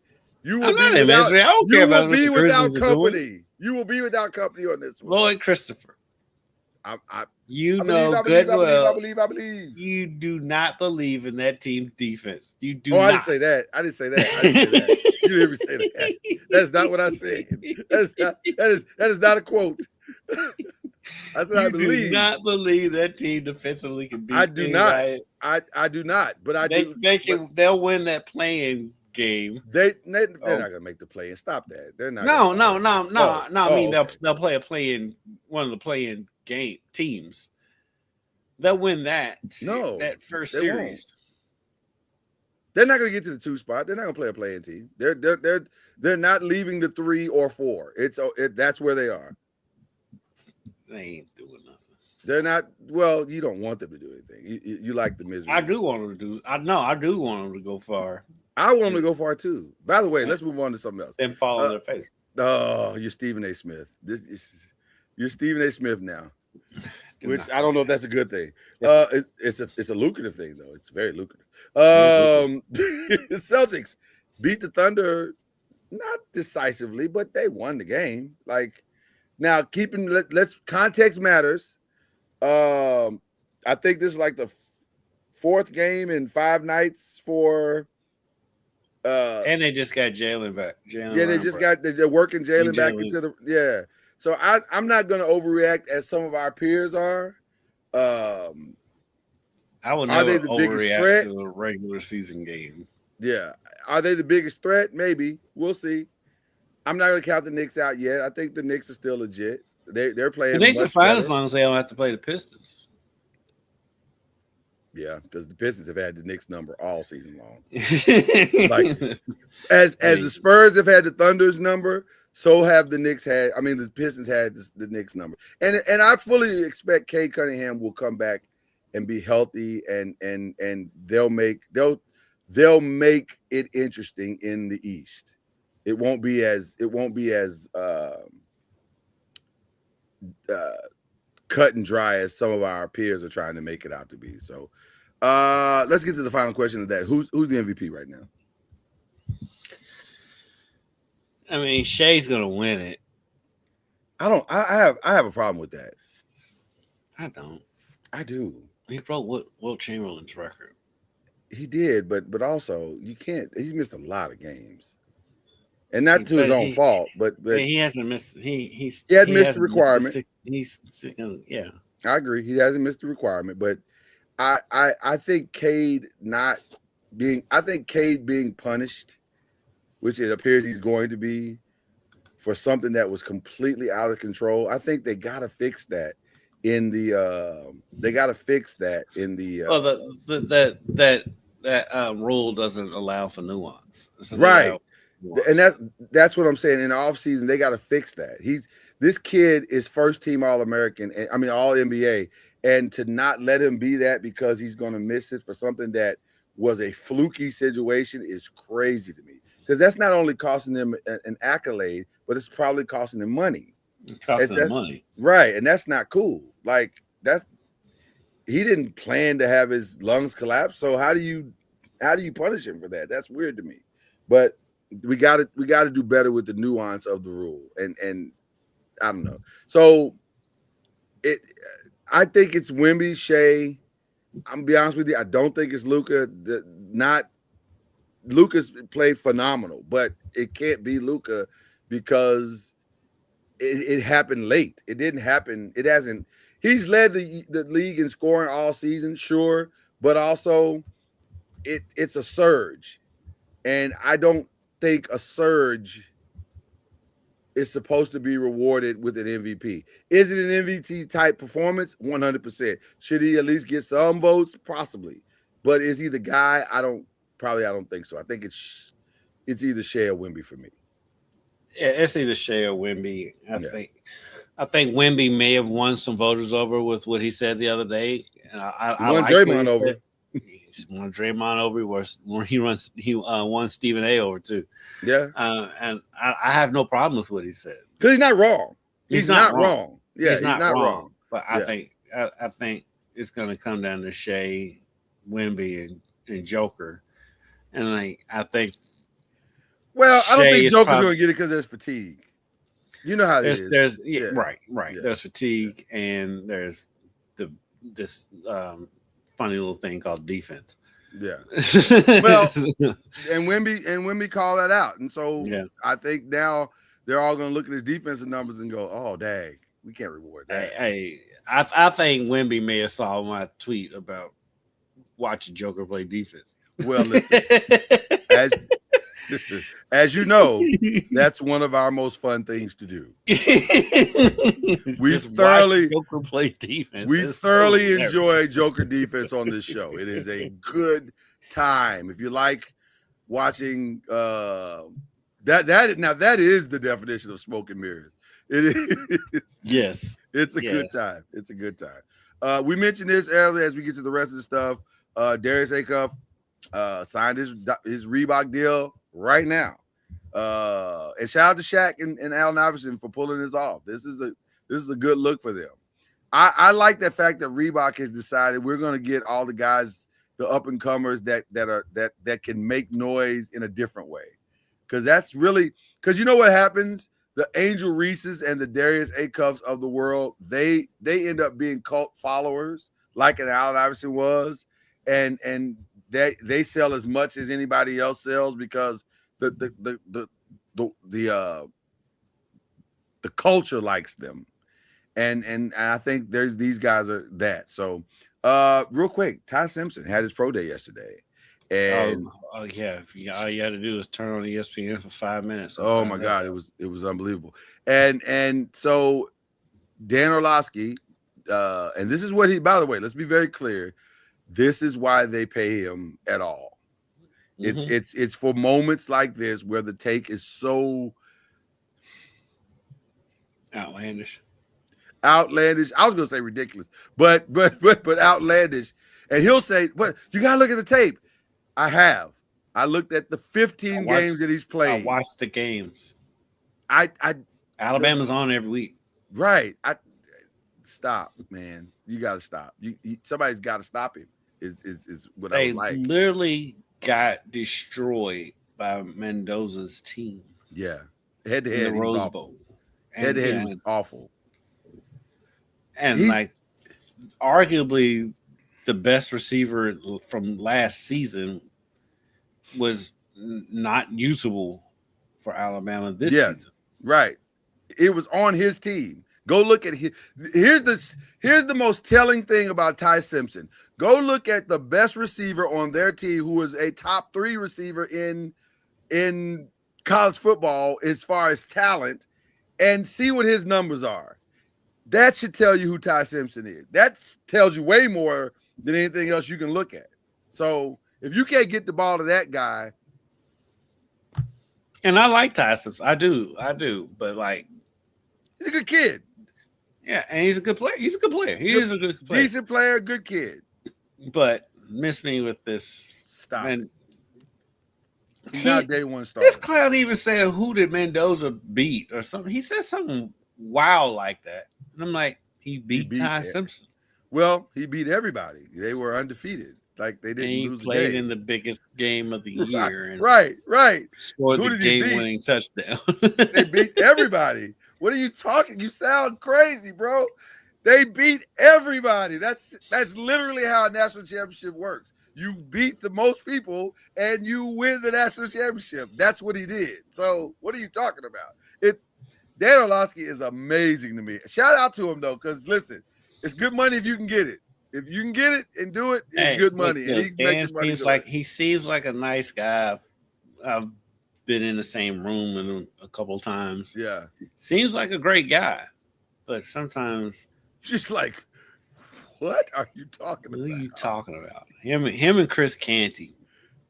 My favorite thing to where I know something crazy is coming out of his mouth said, well, I had a chance to look at the tape. Well, there it is. Now here comes the crazy. Because I don't know what games you be watching and how you're breaking these games down. I understand your X's and O ability. I get it. I even respect it.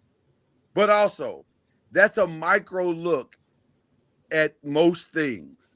Take the macro look at it, and it looks very different. It looks very different. Ty Simpson's okay. He's not the second. He's the second best quarterback in the draft because it's a bad quarterback draft.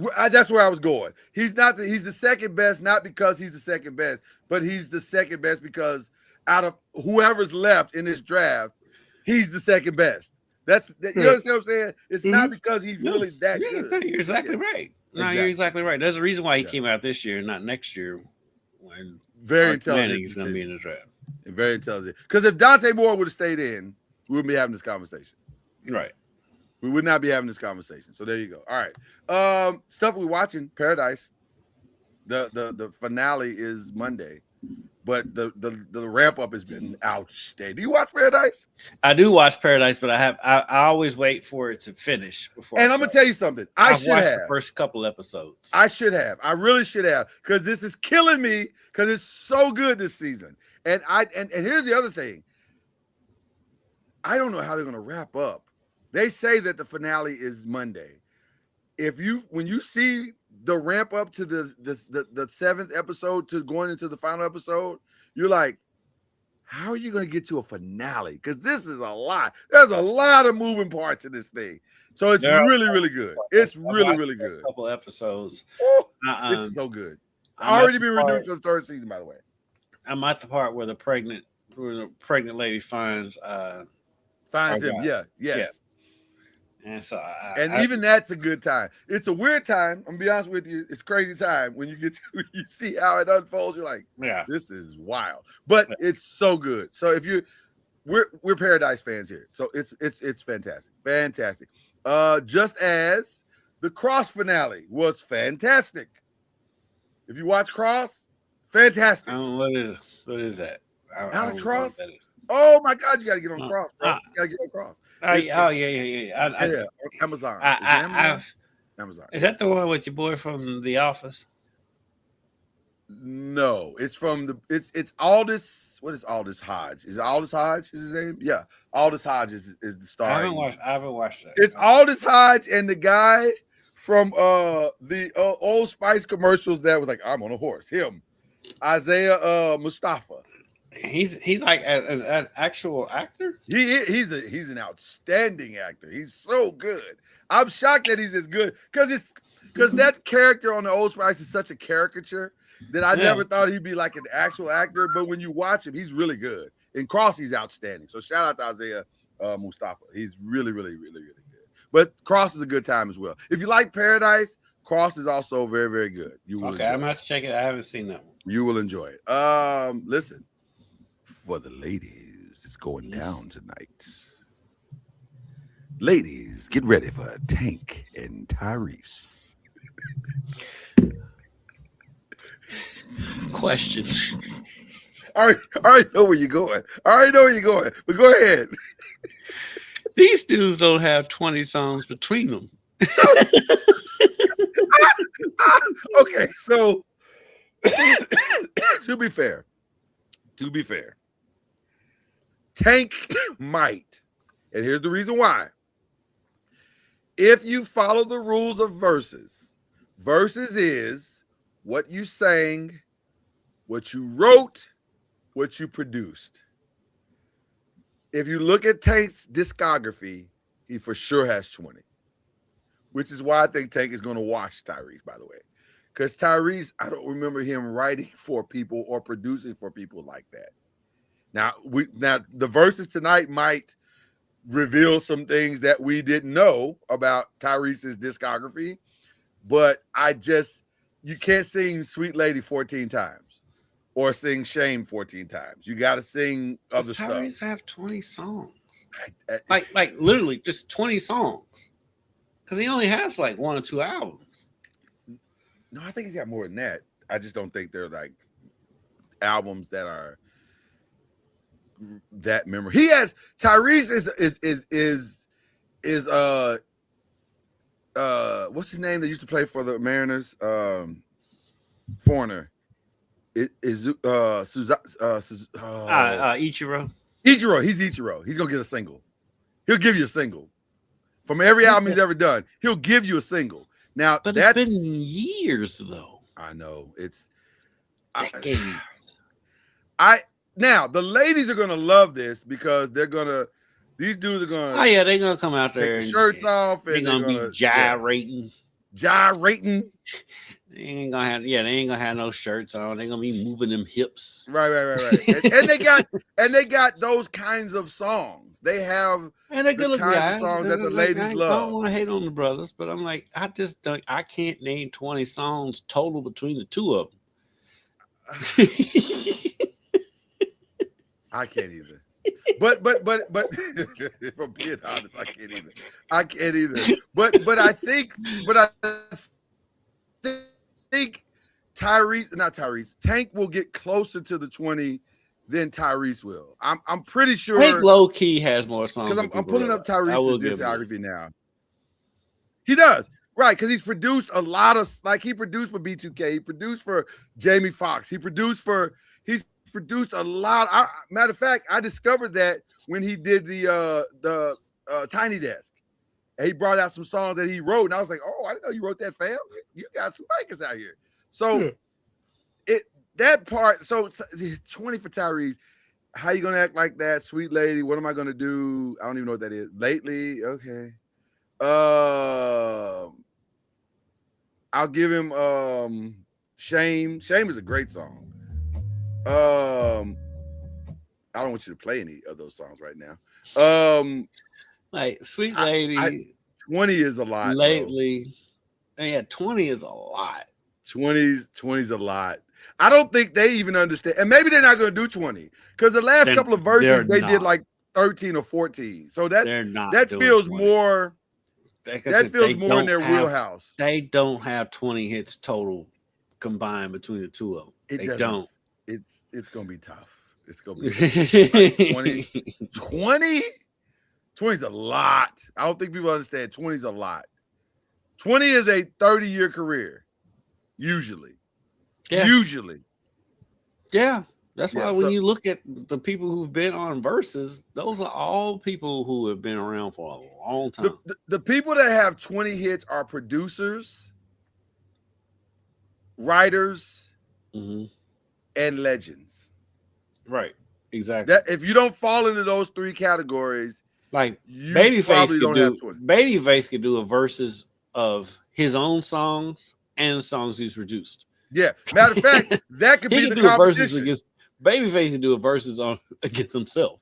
Right. That actually would be a better competition than him going against Teddy Riley, because Teddy Riley's got a lot of hits and he's got 20, but they're nothing compared to, with all due respect to Teddy Riley, and I have the highest respect for Teddy Riley. They're not Babyface. They're not diamond songs.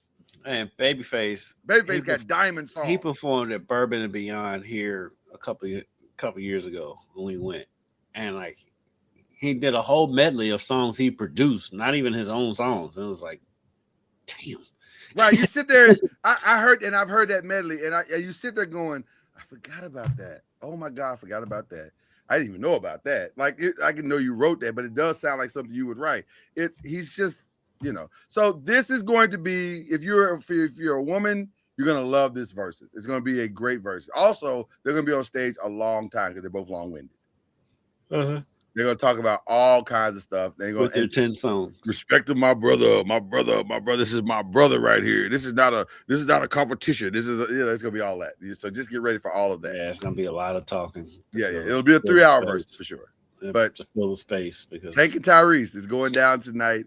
Wherever verses can be seen. So there you go. But where can it be seen? Is it just on YouTube now? No, you can see it on Apple TV. I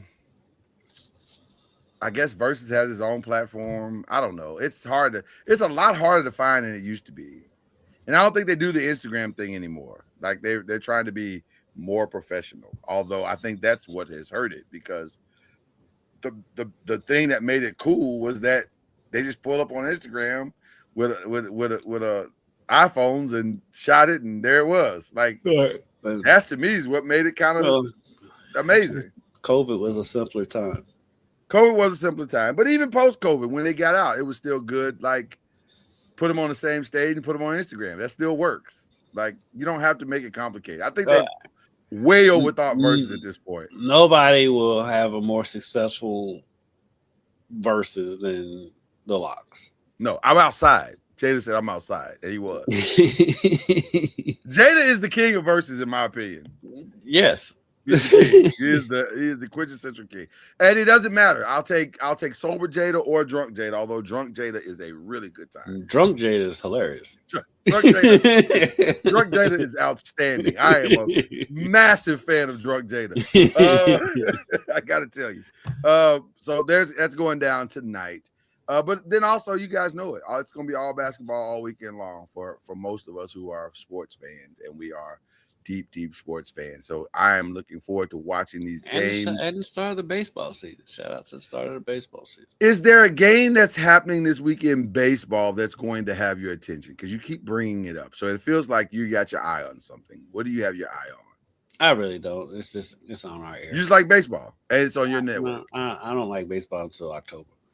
I don't either. I'm gonna tell you something. I 1000% agree. It's so hard to watch the games. It's good nap TV. I will say that since they put in the pitch clock and all that, the games go by faster. So it's now we it's have not as much of an investment. And now we have the strike thing that's going to happen this season.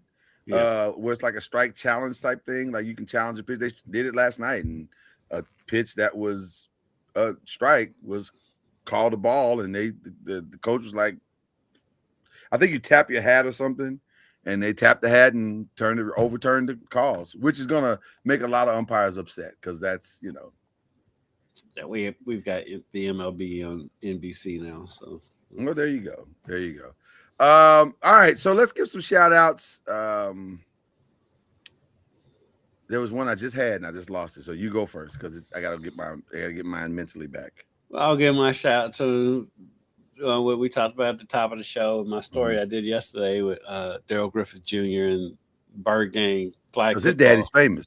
His daddy famous. His daddy famous. But for those of you who don't know, Daryl Griffith Jr. He's been on the flag football circuit since 2013.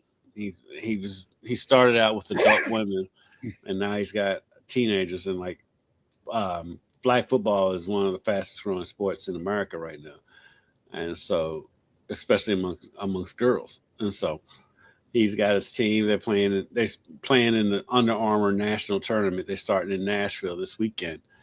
And those kids that I talked to yesterday were hilarious. They were as funny comes. And so shout out to those young ladies. Shout out to Lil Griff, as everybody calls him around here. And because he's been doing it for a while. He's been on that grind for a while. So shout out to By the way, I don't know who that young lady was that played quarterback, but she threw a dart. I was like, yo. She got like a little arm. He's got two quarterbacks he's got two girls that play quarterback that are really, really good. Yeah, so hopefully those girls can take that. And they can catch. They catch everything. They don't drop passes. So no. She threw a dart and the young lady two-handed it. Like I was like, there's a lot of guys that can't two-handed. So that was good. That was outstanding. Yeah, Lil Griff's doing a good thing over there. And he's taking these ladies. They're going to Nashville this weekend. There's players on his team that's never been past the county line.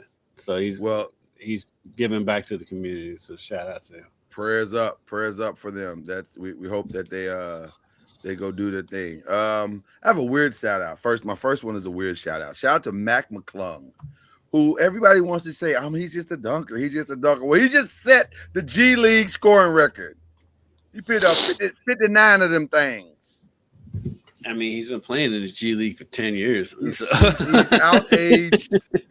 He has outaged everybody in the G League. He's been playing in the G League longer than the G League's been the G League. He has outaged them by a lot.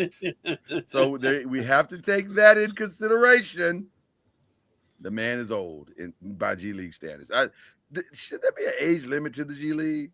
No, let him play. So 35 in the G League is okay? Okay. I mean, look, we got the UFL. The UFL starts this Friday here. Yes, it does. And there's plenty of people still out there playing tackle football, and I'm like, why are you still playing tackle football? Listen, it's the love of the game, baby. Man, let that go. We love it. Oh, another shout out. Shout out to Tiger Woods, who came back and finished up, even though they got busted. Do you watch that? I can't watch that. I watched the end of this championship thing. I did not watch a single other minute but that end of that. Shout out to my boy JT, Justin Thomas, but I can't watch Listen, with all due respect to the technology, I don't necessarily want to see Dave and Buster golf. Like, I don't. That's what it feels like. It's good. It's fun.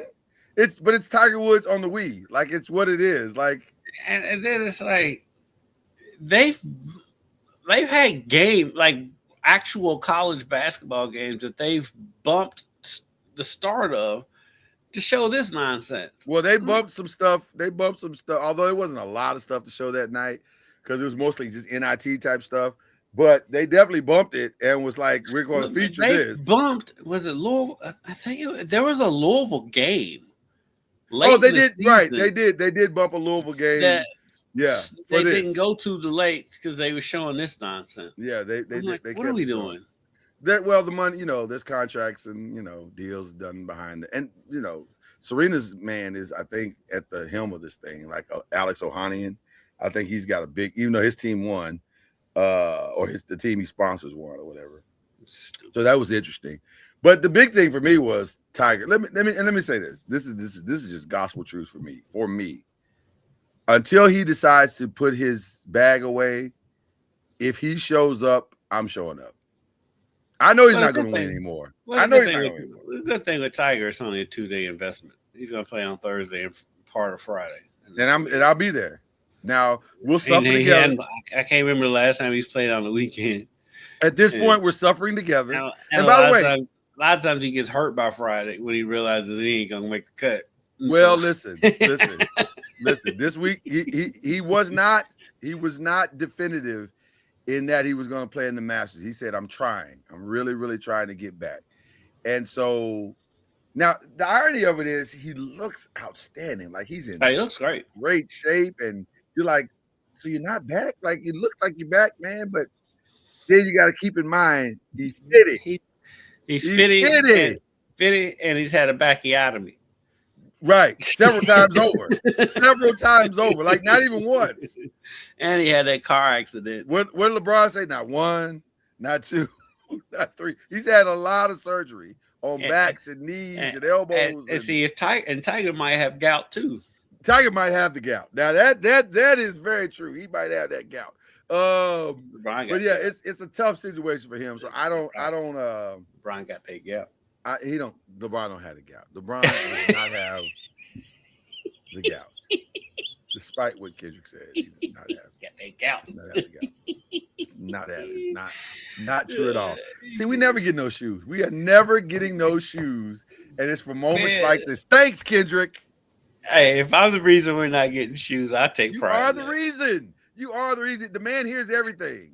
I fully expect us to be on the podcast one day. There's this one dude on the podcast be always saying, "I got gout," and then that'll be the end of it right there.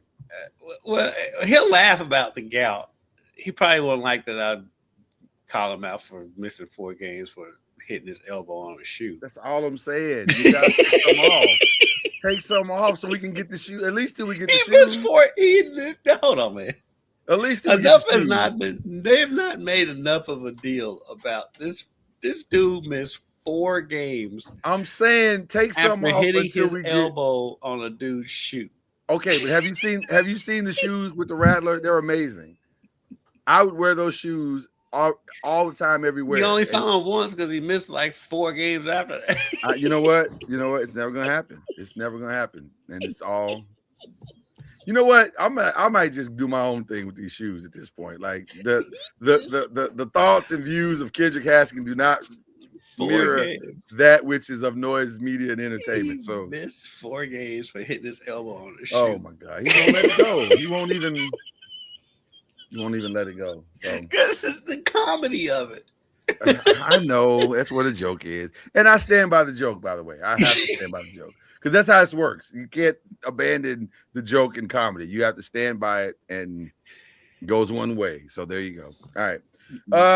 Kendrick, it's good to have you back, man. It's good to have you back from Buffalo.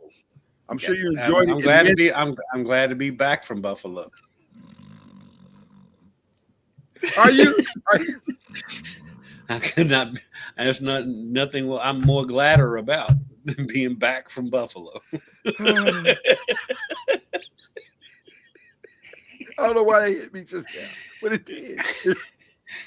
Oh my God! I'm so glad to be back from Buffalo. Glad I left Buffalo. Yes. Oh my God, that's so funny. That is so funny. Okay, I don't know why that was so funny to me, but it was. All right. Shout out to Benny the Butcher, but I'm glad I'm back from Buffalo. Done with Buffalo for a while now. And you know what?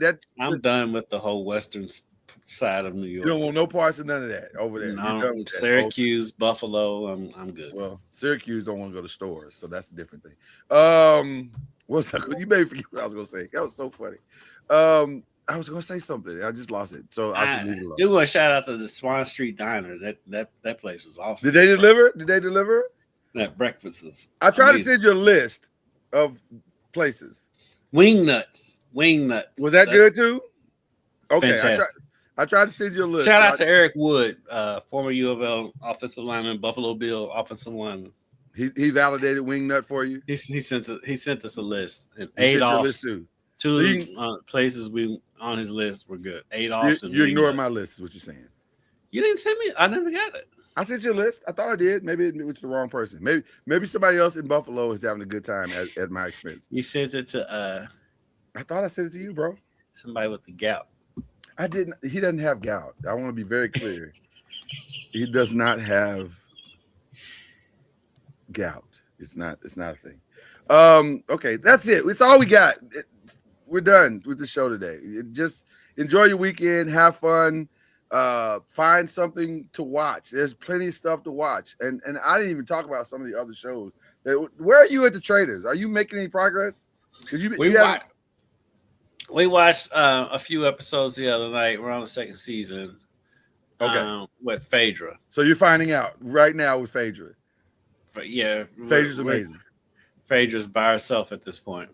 Phaedra might be one of the single greatest times of reality TV show that I've ever seen. Like, she is a good time.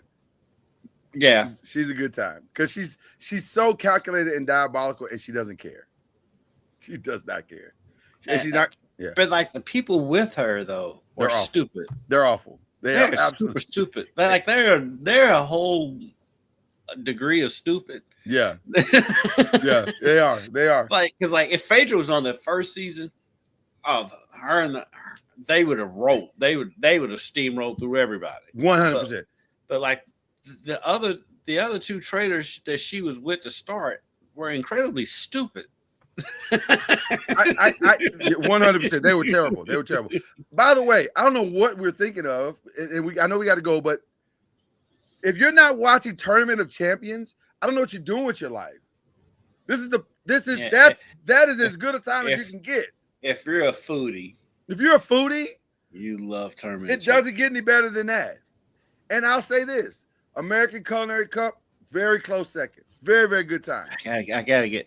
Gotta get into that. It's on Paramount. Yeah. You'll like American Culinary Cup. It's very good. That TLC. Oh. And the beauty of TLC is the finale, and then the next week is the 24-hour thing. I know. I love that show. Which I love 24 and 24. Yes, I love it. 24 and 24 might be the hardest of these type of competitions because it's the fatigue factor. Like, I can imagine your mind is not good by the 16th hour. Like, you can care less about a parade or but makes TLC, for people who haven't watched it this season, is like they brought these legends in as automatic number one seasons. They're legends, right? And they are, and they are, but they are getting their tails handed to them. And we'll even give it a spoiler. One of the biggest, maybe the biggest of that group, I don't know. Jonathan Waxman is pretty big. That's a pretty big name. But he got smacked too. Oh, he got smacked. But Aron Hernandez, I forget his last name. But he's from, everybody knows him from MasterChef. That's his biggest. Mm-hmm. He's been around a long time on all of these shows. But his biggest flex has been standing next to Gordon Ramsay for like 10 seasons. And he's probably the best male Latin chef in the country. He's definitely the best in the country. I don't know if he's the best in the world, but for sure he's the best in the United States. Mm-hmm. And so he came on shoulders back, chest out. Hello, I am Aron, and I shall dominate this competition. Mm-hmm. And I think he got beat by 7 points. Like, it was. Yeah, he got waxed. For those who don't watch, 7 points is a lot. These 7 points competitions is a round. usually come down to about about 3 to 5 at the most. 7 is a Yes. blowout in these competitions. He got destroyed. It was not even close. And